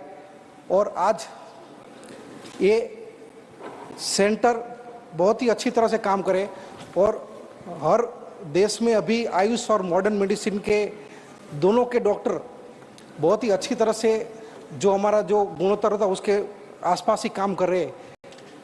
और कम से कम आज आपको हम बताएं तो कुल ड्यूरिंग हमारी आज का ये क्वेश्चन के अनुरूप फाइनेंशियल 2021-22 में 100 आयुष डॉक्टर्स और 36 अदर पर्सन, वो 2 स्टेट में हमने एजुकेट आयुष इसके बारे में ये ट्रेनिंग दिया है। 1564 आयुष टीचर्स 10 स्टेट के, 421 आयुष डॉक्टर 6 स्टेट के, 22 Ayush paramedics in 1 state and 327 other person in 7 state. हमने ये आयुर्ज्ञान स्कीम के अंडर ट्रेनिंग दी है। इसके अलावा ईयर 2023-24 में ये लास्ट 8 मंथ में 527 आयुष टीचर्स 7 स्टेट के, 186 Ayush doctors in 3 states, 30 Ayush paramedics in 1 state and 117 other personal जो 3 स्टेट के हमने CME कंपोनेंट और इसकी आयुर्ज्ञान स्कीम के अंडर ट्रीट किए। ऐसे ही हमारी दूसरी भी हमारी जो हमारी जयपुर की NI है, इसके द्वारा ITR और all India institute of Ayurveda के द्वारा भी स्टूडेंट्स को हम टीच करते हैं। तो ऐसे सब डॉक्टर्स और फार्मासिस्ट जो हमारे हैं उसको आज बहुत ही अच्छी तरह से काम करें। Thank you sir. Second supplementary Shri Pramod Tiwari. Sir, बहुत विनम्रता से कहना चाहता हूँ, आयुर्वेद, नेचुरोपैथी, योगा का मैं समर्थक हूँ और चाहता हूँ कि इसका ज़्यादा से ज़्यादा विकास प्रचार हो। पर मैंने सवाल सिर्फ सीधा सा पूछा था, कितने डॉक्टर्स की आवश्यकता है, फार्मासिस्ट की और जो पैरा स्टाफ, और उसके अनुपात में कहाँ आया सर? नहीं आया। प्रश्न पूछिए। दोबारा मैं चाहूँगा अगर जवाब दे तो अच्छा है, पर एक सवाल मेरा और सुझाव भी है। सवाल के रूप में मैं पूछ रहा हूँ। सुझाव पहले दीजिए और सवाल बाद में पूछिए। ठीक है सर, आपके हिसाब से प्रधानमंत्री जन आरोग्य योजना, उसमें दावा है कि सबको कवर किया जाएगा। अगर माननीय मंत्री जी को जानकारी है तो ये बता दें कि प्रधानमंत्री जन आरोग्य योजना में आयुर्वेद, नेचुरोपैथी, योग शामिल नहीं है। तो क्या इसको शामिल कराने का कोई इरादा है? अगर है तो मैं स्वागत करूंगा। माननीय मंत्री जी।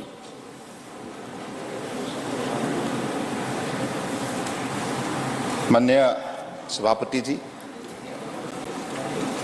आज हमारी सदन की एक बड़ी सदस्य ने जो सवाल की है बड़े रेलिवेंट है। स्वास्थ्य सेक्टर में आज एक एग्जाम्पलरी ट्रांसफॉर्मेशन लाया गया है। माननीय प्रधानमंत्री जी ने पिछली 9.5 साल की कार्यकाल में उन्होंने आयुष सेक्टर को बढ़ावा देने के लिए जो भी कदम उठाए हैं, देशवासियों ने, दुनिया ने इसको देखे है और महसूस भी की है, और उसमें से सबको सेवा भी मिली है। सबको मुझे लगता है कि काफ़ी अपने शारीरिक समस्या से राहत भी मिली है। तो इसलिए माननीय प्रमोद तिवारी जी ने जो सवाल की है, हमारे ये जो सेंट्रल सेक्टर आयुर्विज्ञान के जरिए जो भी हमारे डॉक्टर्स है, जो टीचर्स है, जो पैरामेडिकल स्टाफ है, जो नॉन आयुष साइंटिस्ट है, जो फिजियोथेरेपिस्ट है, सबको उनकी मतलब एम्पावरमेंट के सिलसिले में, आप स्किल के सिलसिले में उनकी क्षमता बढ़ाया जाए। उनकी इसके लिए उनको अधिक काबिलियत बनाने के लिए ये सेंट्रल सेक्टर स्कीम में वो व्यवस्था रखा गया है। तो आपका सवाल है कि आज ये जो आपने कहा कि मतलब प्राइम मिनिस्टर जन आरोग्य योजना जो है, तो माननीय प्रधानमंत्री जी ने तो हमें ये निर्देश दी है कि दोनों सिस्टम को एक साथ आप आगे बढ़ाइए। दोनों system, integrated system of medicine आगे बढ़ाने के लिए उन्होंने जो निर्देश दी थी, उसी निर्देश को हम निष्ठापूर्वक पालन करने के लिए ministry of health and family welfare, ministry of Ayush पिछली 2 साल एक साथ हम लोग काम किया है।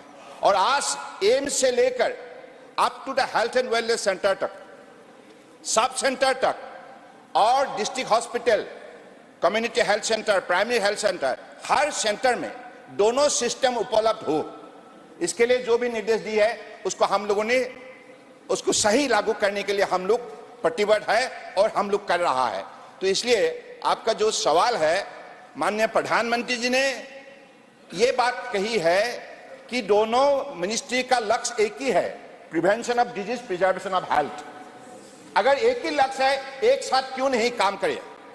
तो इसलिए एक होलिस्टिक वर्किंग रिलेशनशिप डेवलप करने के सिलसिले में जो भी आज सारे प्लानिंग की गई है, जिसको लागू की गई है, मुझे लगता है कि देशवासियों के लिए हो या दुनिया के लिए हो, ये बहुत बड़े एक उदाहरण है और ये निश्चित रूप से होलिस्टिक हेल्थ केयर सिस्टम में बहुत बड़ा काम में आए। Third supplementary, doctor Anil Jain.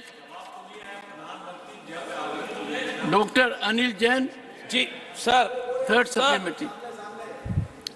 माननीय प्रधानमंत्री जी के इनिशिएटिव पर देश में ही नहीं दुनिया में आयुष का फैलाव हुआ है और आयुष के प्रति दुनिया के लोगों की श्रद्धा बढ़ी है और दुनिया के लोग आयुष के माध्यम से अपना ट्रीटमेंट कराना चाहते हैं और मैं इस बात के लिए सरकार को बधाई देता हूं। कोरोना के समय पे भी मैं मॉडर्न मेडिसिन से आता हूं, मैंने मॉडर्न मेडिसिन के पूरे देश भर के डॉक्टर्स की भी बातचीत की। उसके साथ साथ आयुष के लोगों ने कोरोना के समय पर जो योगदान दिया है माननीय प्रधानमंत्री जी के इनिशिएटिव पर, वो सारी दुनिया ने इसको अप्रिशिएट किया है। मैं माननीय मंत्री जी से सवाल पूछना चाहता हूं कि जिस प्रकार से दुनिया में आयुष के प्रति जो लगाव हुआ है और इस प्रकार आयुष के माध्यम से दुनिया के लोग भारत में ट्रीटमेंट कराना चाहते हैं, ऐसे आयुष वीजा के लिए हमारे कितने लोगों को वर्तमान में ये वीजा दिया जा रहा है? आगे आने वाले समय में आयुष वीजा कितने लोगों को और दिया जाएगा? सरकार की इसके बारे में क्या नीति है? और आने वाले 5 साल में आयुष को प्रमोट करने के लिए और दुनिया में आयुष के फैलाव के लिए और वीजा बढ़ाया जा सकता है और फैसिलिटीज बढ़ाई जा सकती हैं, इसके बारे में माननीय मंत्री जी हमको अवगत कराने की कृपा करें। ऑनरेबल मिनिस्टर जी, हमारे आदरणीय अनिल जैन जी ने जो भी सवाल की है, इस सवाल का जवाब यही है कि अब health hill in India, medical travel tourism और दुनिया की ये हब बने चिकित्सा के सिलसिले में। तो इसलिए दुनिया के अलग अलग प्रांतों से जो भी हमारे आयुर्वेदा चिकित्सा के लिए, आयुष की चिकित्सा के लिए जो भी आना चाहते हैं, उनकी सुविधा के लिए एक अलग सा कैटेगरी वीजा नोटिफाइड की गई है। तो इसलिए मुझे लगता है कि अगले दिनों में आज जो व्यवस्था खड़ा हुई है, आप देखिए all India institute of Ayurveda Sarita Vihar में जो है, सिर्फ 6 साल के अंदर फुटफॉल 17.5 लाख हो चुका है, 17.5 लाख। और WHO का डायरेक्टर जनरल ने भी एक बड़े डेलीगेशन लेकर उन्होंने भी विजिट किया है और बड़े प्रशंसा की है। साथ साथ में कुछ दिन पहले 12 अफ्रीकन कंट्री की उनके हेड ऑफ द नेशन के डायरेक्शन को वो मानते हुए 12 एम्बेसडर ने भी खुद आया और हमारे व्यवस्था को देखा। तो इसलिए साफ यही है कि हिंदुस्तान में जो भी अभी हॉस्पिटल नेटवर्क बने हैं और साथ साथ में हमारे डॉक्टर्स हो, हमारे टीचर्स हो, हमारा साइंटिस्ट हो, हमारा पैरामेडिकल स्टाफ हो, सभी स्टाफ को जिस हिसाब से शक्ति दी गई है और जो माननीय प्रधानमंत्री जी का विजन है, दुनिया को साथ लेकर दुनिया को स्वास्थ्य सेक्टर में एक बड़े सेवा देने का जो हमारे प्रधानमंत्री जी का आग्रह है, इसलिए उन्होंने ये बात, देखिए आप लोग सुन तो लीजिए, इसलिए मैं कह रहा हूं, आप इंटरनेशनल डे ऑफ योगा को देखिए। इंटरनेशनल डे ऑफ योगा में इस बार माननीय प्रधानमंत्री जी ने यूएनओ की हेडक्वार्टर की जो भी प्रीमिसेस में जो कॉमन योगा प्रोटोकॉल डेमोन्स्ट्रेट की है, जिसका नेतृत्व उन्होंने दी है, और 135 देशों का डेलीगेट ने उस कार्यक्रम में भाग लेकर दुनिया को यह साबित किया है कि माननीय प्रधानमंत्री जी ने स्वास्थ्य सेक्टर में जो भी उन्होंने उपाय दी है, इस उपाय सही है और ये वैज्ञानिक है तो मुझे लगता है कि निश्चित रूप से हमारे अनिल जैन साहब ने जो भी सवाल की है, इस सवाल का जवाब यही है। हमारा लक्ष्य स्पष्ट है। माननीय प्रधानमंत्री जी ने एक बात G20 में रखी है, one earth, one family, one future. So that's the one, it is for one health. So वसुदेव कुटुंबकम, इतने बड़े उन्होंने बात रखी जिसके जरिए आज दुनिया को भी ये बात मानने के लिए सब कोई सहमत है।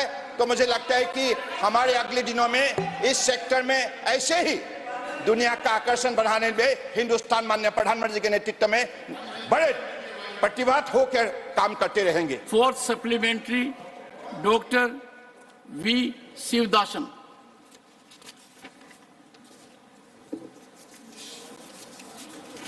Respected Chair, Kerala is known as a land of Ayurveda. I think everybody knows that. From different parts of the world, the people are visited there for the treatment. So, Chairman also participated in the programs there. So, what I am asking to the Minister, there a lot of noted institutions are there, like Kottakkal Institute, Arya Vaidyashala, Thiruvananthapuram Institute, Kannur Medical Colleges are there. But a national level important institute on Ayurveda, because the proper study, research and scientific promotion of the Ayurveda is very necessary. So what kind of initiative from the union government is there? Then what is the plan of the union government to promote the Ayurveda institutes in Kerala? So government have any plan for the national level Honorable Minister. Institute, Ayurveda Institute in Kerala? Honorable Minister.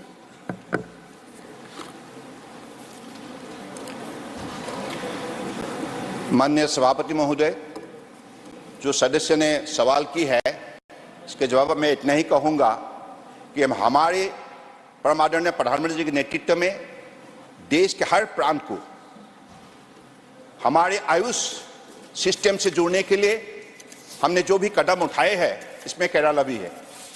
Kerala अपना खुद का पहचान भी है। Traditional system of medicine में केरला ने बहुत बड़ा योगदान दी है और इसलिए अगले दिनों में निश्चित रूप से हमारे स्टेट गवर्नमेंट की जो भी स्टेट एनुअल एक्शन प्लान के मुताबिक अगर प्रपोजल वो दे तो निश्चित रूप से इस विषय पर हम विचार करेंगे।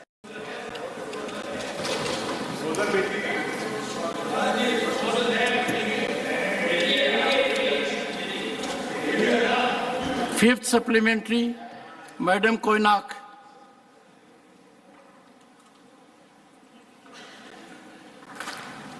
I'd like to ask the Honourable Minister, under capacity building and continuing medical education component of Ayurgyan scheme, does the ministry have plans to train Ayush doctors and other personnels in the rest of the states not yet covered in the country, and especially northeastern states of Arunachal, Nagaland, Manipur, Mizoram and Tripura? Thank you. Honourable Minister.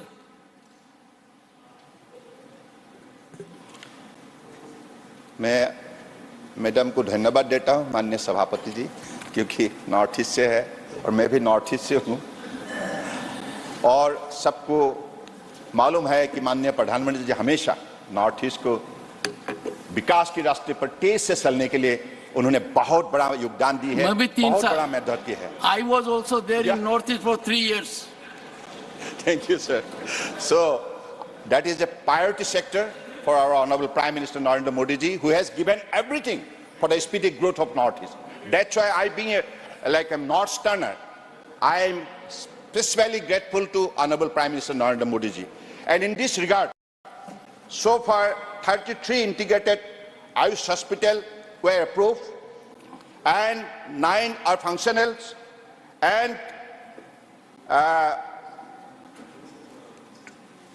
33 integrated Ayush hospital are already under different stages of implementation and more than 850 numbers of health and wellness centers are being improved.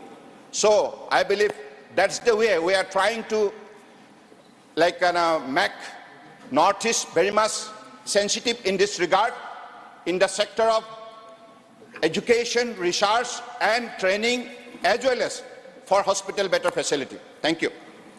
Question number 18, Sri Neeraj Dangi. Question number 18. Honorable Minister. Sir mike sir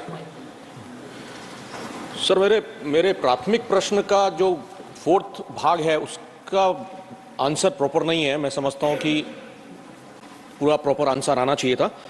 मेरा पहला supplementary question है, क्या वित्त मंत्री जी उन विशिष्ट उपायों या प्रयासों के बारे में विस्तार से बता सकते हैं जिनकी योजना सरकार बना रही है या इसके अतिरिक्त डिफॉल्टरों की बढ़ती संख्या से उत्पन्न चुनौतियों से निपटने के लिए लागू की गई है? Honourable minister.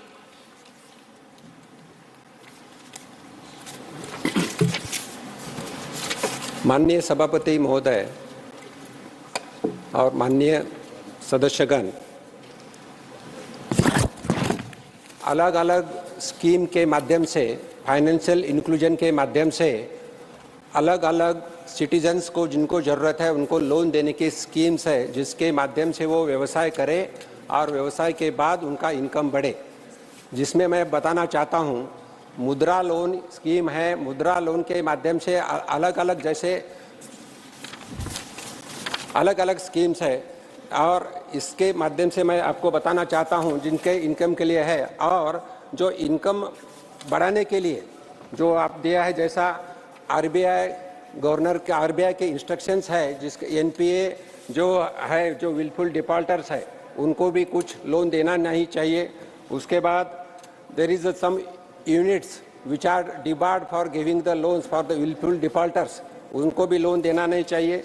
इसके बाद इन सरकार के माध्यम से 2018 में इंसॉल्वेंसी एंड बैंक्रप्सी कोड लाया था। वो कोड के माध्यम से अगर अकाउंट एनपीए हो गया तो उनके ऊपर जो कॉर्पोरेट ऑफिस के केस हो सकती है।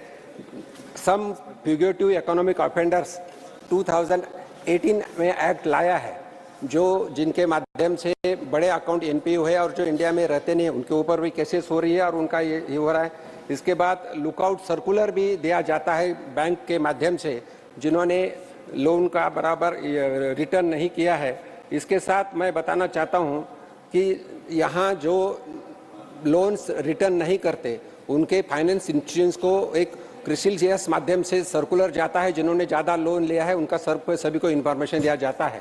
तो एक तो जो एनपीए अकाउंट कम होना चाहिए, बैंकों की वसूली अच्छी तरह से होना चाहिए, उसके साथ कुछ इनकम और कुछ इनकम जनरेटिंग स्कीम्स भी है जो मैं बताना चाहता हूँ। Second supplementary Shri Neeraj Dangi. Sir मेरा दूसरा सप्लीमेंट्री ऋण लेने वाले गारंटर्स को लेकर के है जो गारंटी देते हैं। वित्त मंत्री जी से मैं पूछना चाहूंगा, मंत्री जी बताने की कृपा करेंगे कि ऋण न चुकाने के मामलों में गारंटरों के खिलाफ की गई कार्रवाई की प्रभावशीलता बढ़ाने के लिए कोई विधायी या नियामक परिवर्तन विचाराधीन है? यदि हाँ तो उसकी डिटेल्स, उसका ब्यौरा क्या है? Honourable minister. माननीय सभापति महोदय और माननीय सभागृह, मैं आपसे वो बताना चाहता हूं, आपके माध्यम से सभागृह को बताना चाहता हूं कि जो बारोअर है उतना ही इम्पोर्टेंट गारंटर है। अगर गारंटर के उन्होंने साइन किया होगा, बैंक के पेपर साइन किया होगा, तो उनकी रिस्पॉन्सिबिलिटी है कि वो इक्वल लायबिलिटी देने का और उनके ऊपर कार्रवाई हो जाती है। जैसे माध्यम से जो अलग अलग कार्रवाई जो की जाती है, बैंक के माध्यम से उनके ऊपर सिविल सूट या डीआरटी कोर्ट में केस हो जाती है। उसके बाद सरफेसी एक्ट 2002 के माध्यम से उनके ऊपर कार्रवाई हो जाती है। मैं जैसे आपको पहले ही बताया कि insolvency and bankruptcy code IBC 16 के माध्यम से भी कार्रवाई हो जाती है और ये इन सभी चीज़ों से उनके ऊपर गारंटर के अलग ना सोचते हुए उनके माध्यम से कार्रवाई हो जाती है। और बैंक, ऐसा एक सुप्रीम कोर्ट का भी डिसीजन आया है लास्ट मंथ, अगर गारंटर ने पैसे साइन किया है तो he is also equally responsible. तो गारंटर को कोई सुविधा नहीं मिल सकती, guarantor is also equally liable as a customer. Third supplementary Shri Binoy Viswam. You, sir. Sir, there is a magic word by the government, which is called haircuts. And the government claimed that with that magic, the willful defaulters are handled and the NBS are settled, and the government has paid 1 day. Your supplementary. Can the government be kind enough to tell the House the amount of haircuts made by the banks and the government for the willful defaulters who are the corporate houses? Thank you, sir. Honorable Minister.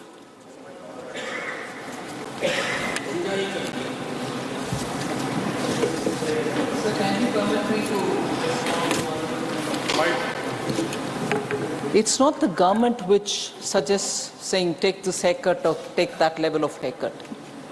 There is an established mechanism through which the Committee of Creditors decides on the basis of the proposals which are before them to see what is the best solution which can be offered.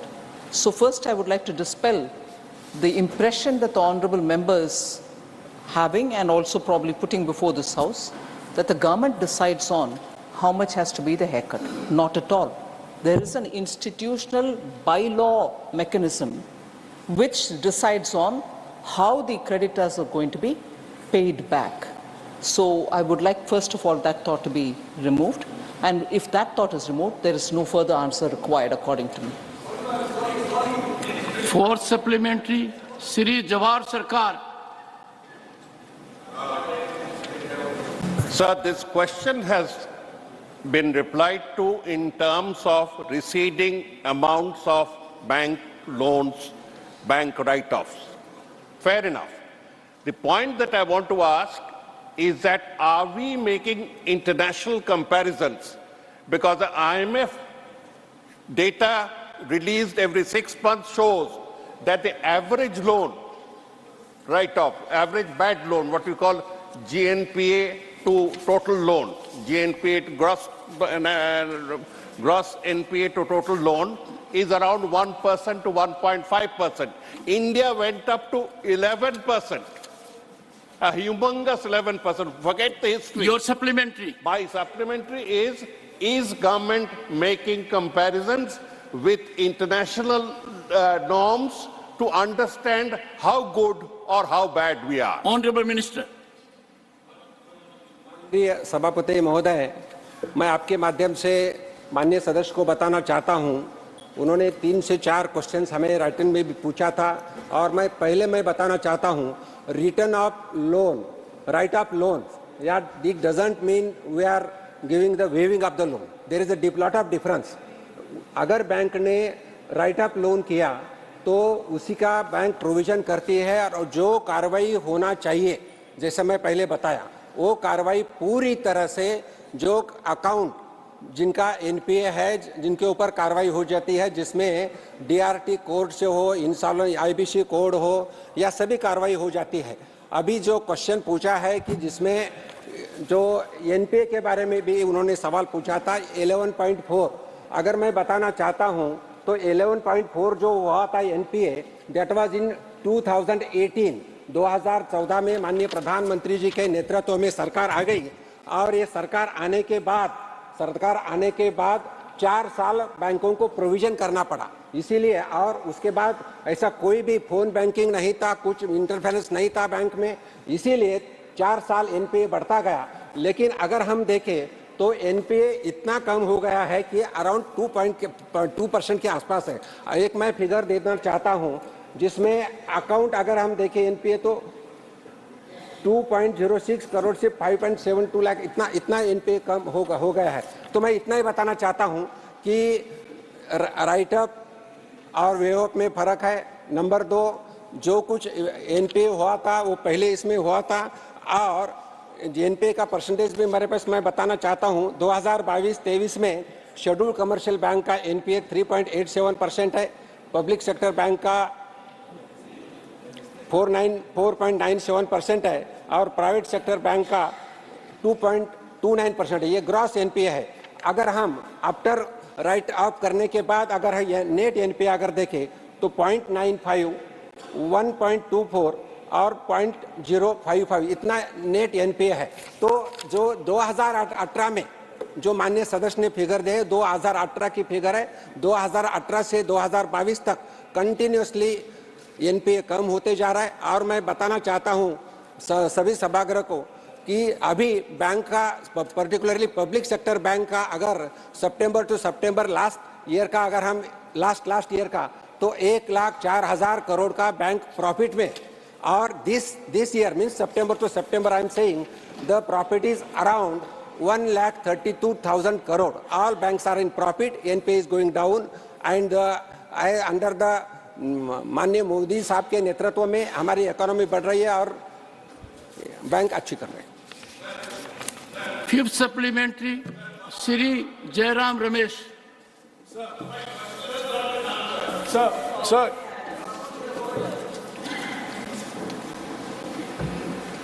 Honorable Minister. I just would seek your permission, sir, to say the question has not been answered. It's absolutely been answered. NPA's gross and NPA's net are coming down. And if the... Let me finish. One second. Are coming down. And the numbers are before me. I'd like to read for those who think, no, we are hiding facts. No, I will read by year. The net NPA is coming down. And Honorable Member Jawahar Sirkar's question about would you want to compare it with the West? I just want to give one line, sir. If NPAs are coming down in India, and steadily at that, at every year's number shows, which I'll read it out, and would the Honorable Member please carefully notice that banking distress, whether in Germany or in the US, and the banks which are going bust in the US, if that has not been kept in the back of the mind of the member, and he still would raise, would you do international comparison? This is the comparison which speaks for itself. So if you want me to name by country and then by India's banks comparison, it's hair-splitting.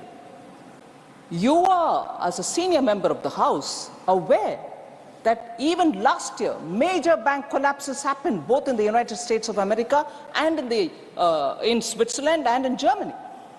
And here we are showing you figure year after year about NPA coming down.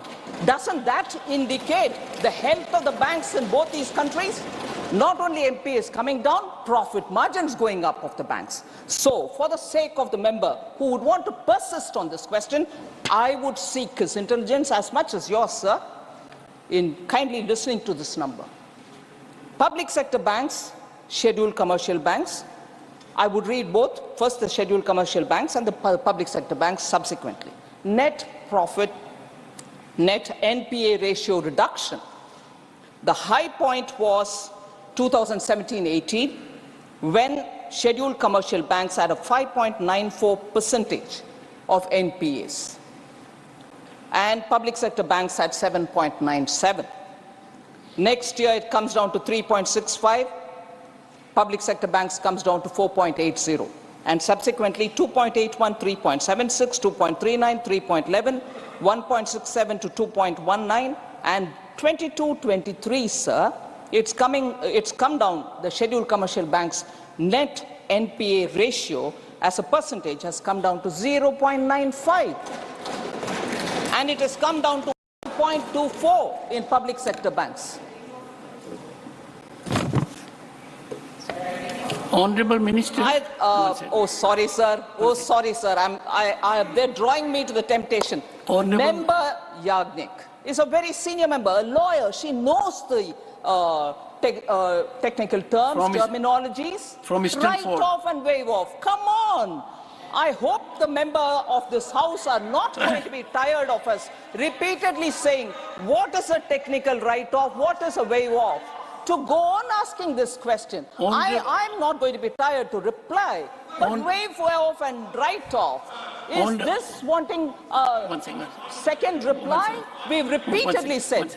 I would urge Jawahar Sarkar, a very experienced senior member, to word his question directly, pinpoint it.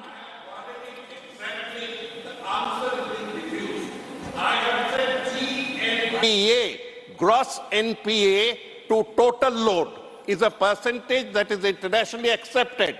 Year by year comparisons are given out, and it is 1 to 1.2% on an international average. India has not come anywhere across it in the last 8 years. Would the minister, who has read so much, who has been kind enough to intervene, give us a year-by-year comparison of the IMF standard or the IMF accepted international standard of gross NPA to total loan. Okay, Mr. Sarkar, India's. Please, sir. I would, please. Honorable Minister, one second, please. Honorable Minister, may pardon my ignorance. Your minister used an expression, phone banking. What does that mean? Which one, sir? Phone banking. Phone banking. Thank you, sir. That would take me back. If you go in the literal term, it's okay. Sir, thank you for giving me this opportunity.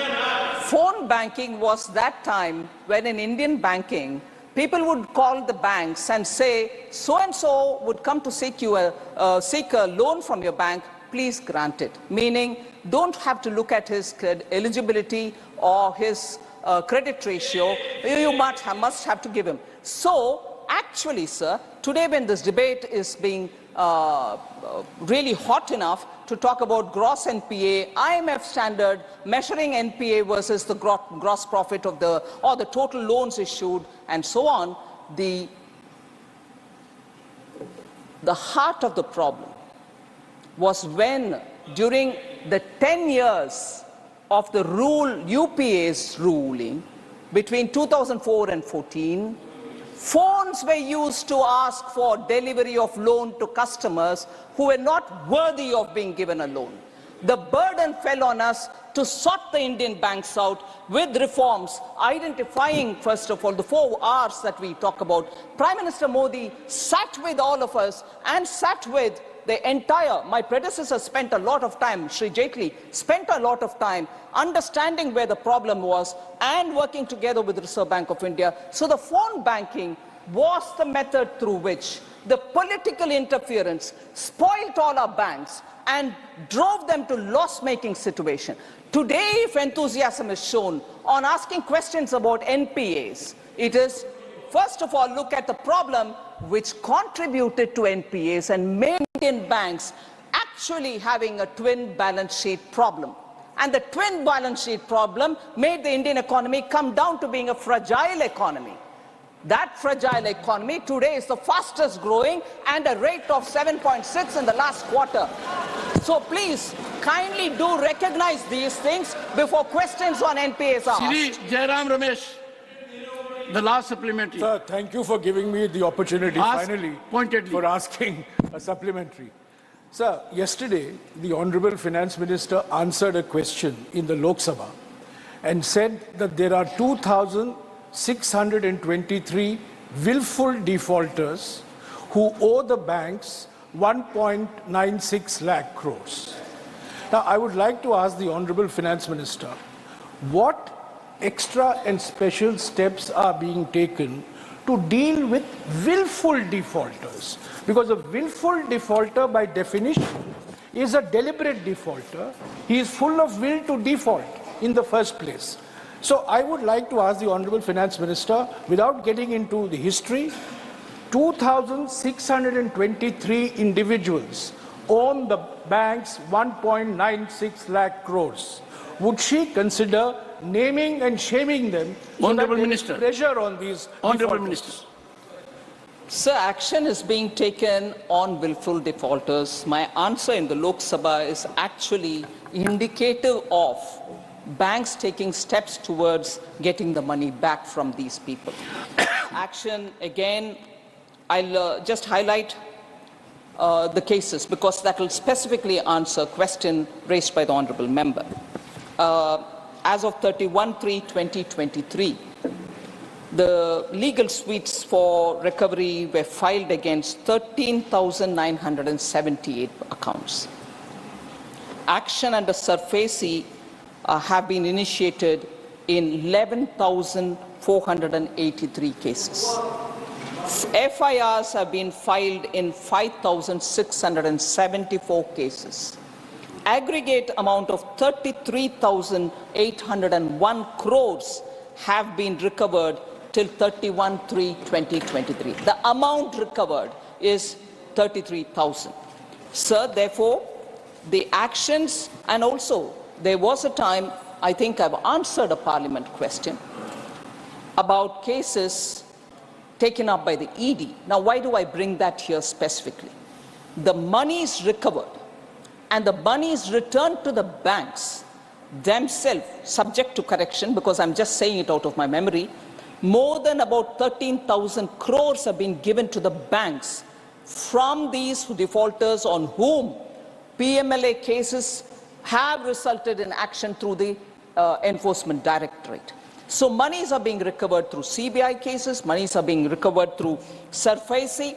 So specific action through the various legal provisions are being taken, and as a result, monies are going back to the banks.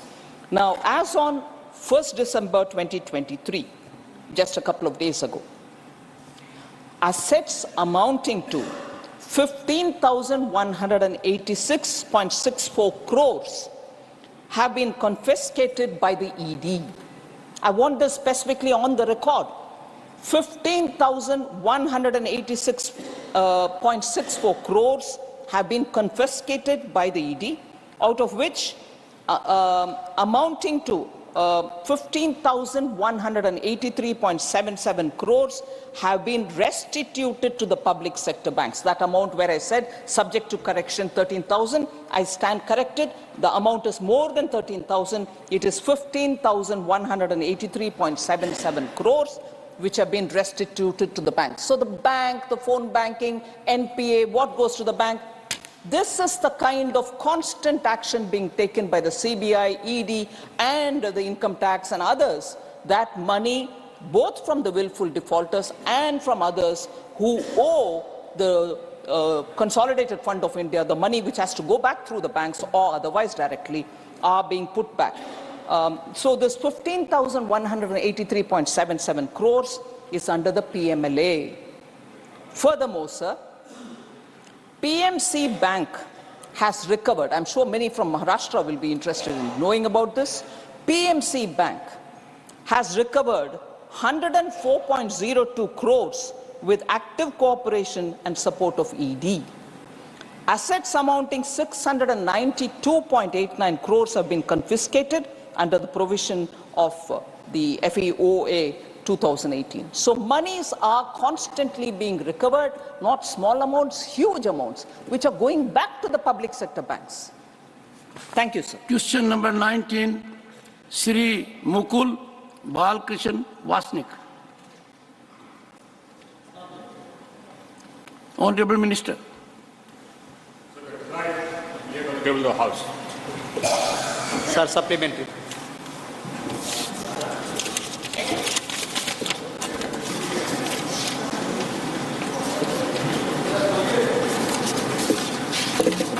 Sri Amar Patnaik.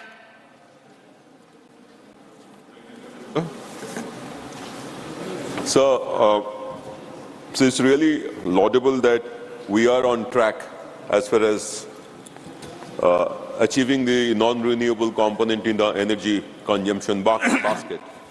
So, but I have a worry, sir. There is a report which says that Orissa has a potential of 1.5 lakh megawatt of solar energy, much greater than the assessment made by government. In the reports, in the answers which you have been furnished by the department, this is projected at 465.23 megawatts. So if this potential is harnessed for every state, do we think that we can actually have much larger component of non-renewable sector in our energy consumption basket, in which case net zero actually becomes net positive for us, and we could actually be showing to the world that we are having a growth strategy which is much more greener than even what was anticipated world over. Honorable Minister. Mr. Chairman, sir, what the honourable member read out was the established solar capacity in Orissa, not the potential. So the potential is much more. What is happening, honourable Chairman, sir, is that we set up capacity through open bids, and naturally capacity is set up with preference to areas where the solar insolation is the highest or the wind speeds are the highest. So therefore, I mean, the solar insolation is not the highest in Odisha. The solar insolation is higher, much higher in Rajasthan or Andhra Pradesh, etc. So the preference by developers is given to these areas. And the whole country is connected by one grid. Therefore, it makes sense to harness solar potential in those areas first, where the insulation is higher so that the cost of power is less. And Mr. Chairman, sir, as the Honourable Member himself noted, actually we are not only doing satisfactorily, we are doing very well. In fact, what we did was that we had pledged that by 2030 we'll have 40% of our capacity coming from non-fossil fuel sources. We achieved that in 2021. That's 9 years in advance. And today, our established capacity is about 186,000 megawatts, which is about 43% of our total established capacity. The target which we have said we'll achieve by 2030, that's 50% of our established capacity. We'll achieve before that, because right now, apart from 186 gigawatts which has been installed, I have another 114 gigawatts which is under installation. Now, if you add all these, it comes to 300 gigawatts, 300,000 megawatts. And by 2030, my total established capacity would be in the region of about 780 gigawatts. So 50% of that is in the region of about, let's say, 373 gigawatts. So I just have to add about 80 gigawatts more. We'll achieve this target well in advance.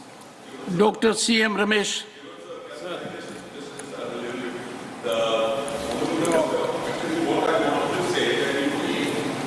Potential at a low level, then we will be only achieving that target. But if we actually, whatever figures have been mentioned here, wind energy, solar energy, hydropower energy, if our potential is even higher, then we should actually target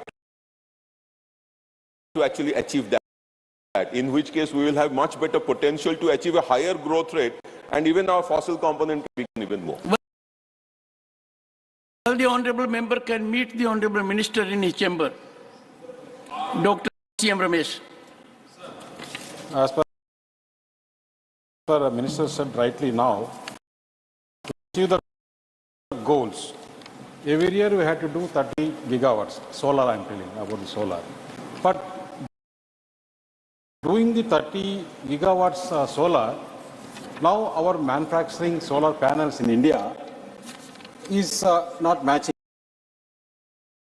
not even 10 gigawatts. Some of the, whatever we are manufacturing, now in the USA there is a lot of demand.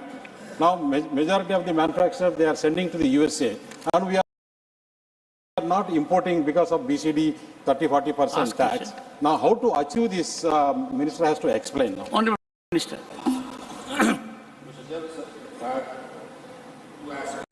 One, of course, is my friend Mr. Patnaik.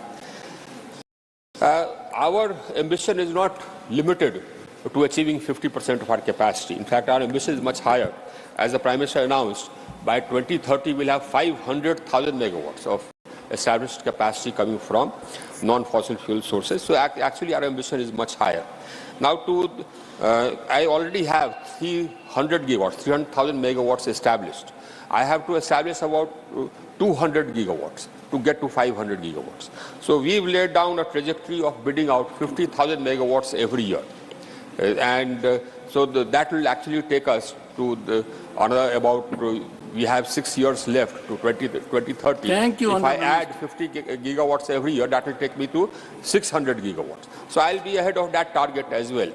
Now the problem is about the problem which my friend Ramesh mentioned. The House was will about meet. The availability of solar cells and modules. The Honourable Member may interact with the Honourable Minister. Right. The House will meet again at 2 p.m. today.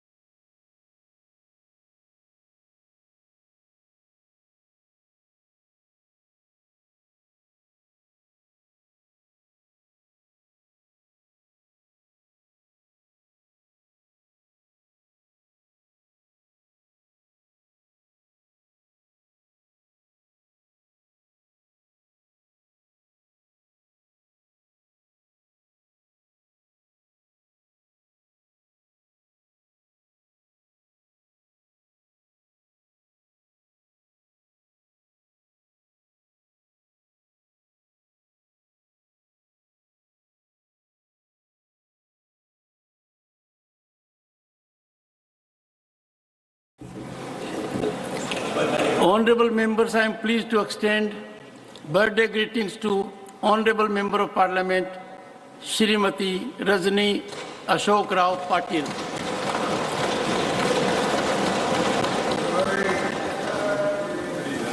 Shrimati Patil is a second-term member of this August House, 2013 to 19, and 2021 till date, and further. And had also been a member of Lok Sabha from 1996 to 1998. From that perspective, she belongs to the category of ex-MPs, as I belong, who never completed their term. Srimati Patil belongs to a renowned family of freedom fighters. She is granddaughter of late Shri Vishnu Ganesh Pingle, a founding member of Gadar movement, and her father was also a veteran freedom fighter and a member of Central Legislative Assembly in 1937. Her mother was also a freedom fighter. Srimati Rajni Patil is fond of music, theatre, and traveling. She is married to Shri Ashok Patil and has two sons, Aditya and Amit, and a daughter, Tejaswini Patil. Honorable members, on my own and your behalf, I wish her a long, healthy, and happy life, and to be ever blessed in public life.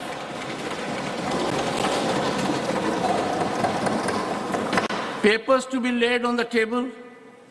Shri Pankaj Chaudhary. माननीय सभापति जी, मैं आज की संशोधित कार्यसूची में मेरे नाम के सामने मत संख्या 2 पर वर्णित कागजात आपकी अनुमति से सदन के पटल पर रखता हूं। Doctor Bhagwat Karad. With your kind permission, I rise to lay the papers mentioned against my name at serial number 3 in the revised list of business for today. Message from Lok Sabha, Secretary General. Sir, with your kind permission, I rise to report that the Lok Sabha at its sitting held on 4th December 2023 has agreed without any amendment to the Advocates Amendment Bill 2023, which was passed by the Rajya Sabha at its sitting held on 3rd August 2023.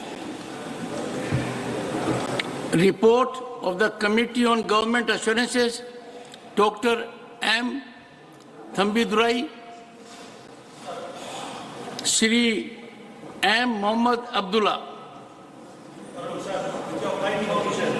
I rise to present the 77th report in English and Hindi of the Committee on Government Assurance. Thank you, sir.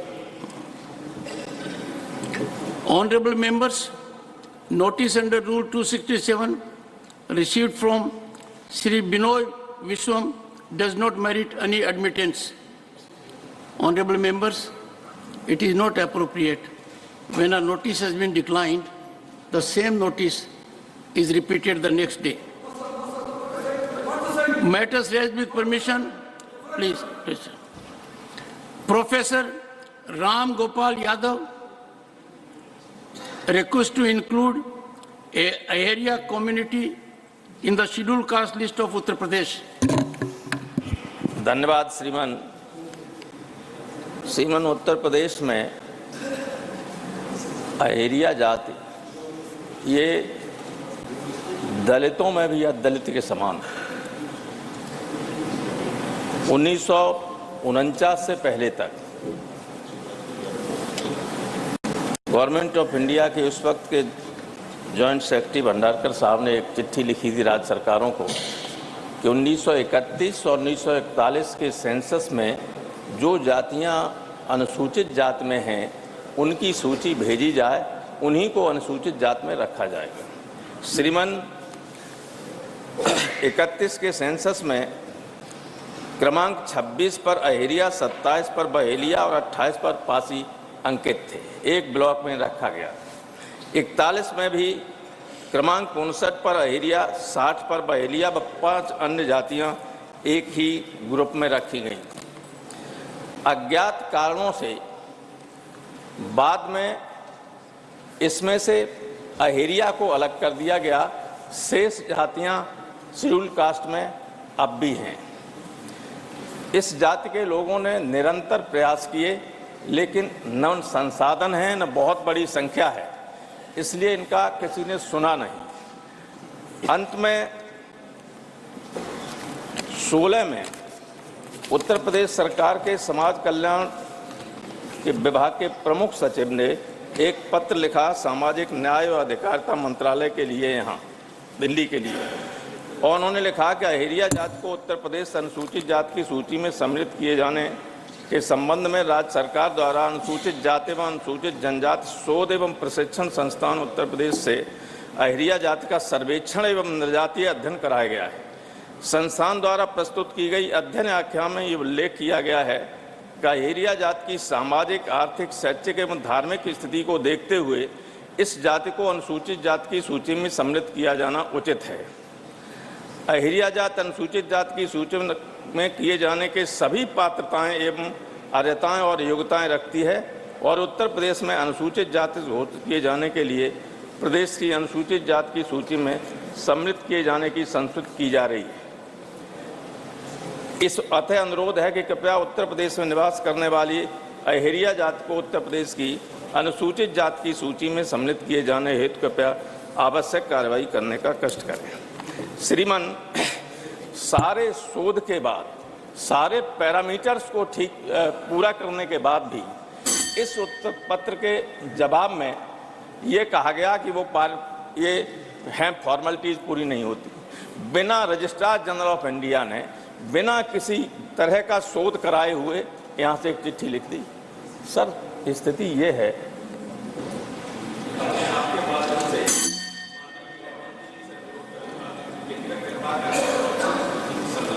Sri Samirul Islam, concern over delay in disbursement of funds dues to Manrega scheme in West Bengal.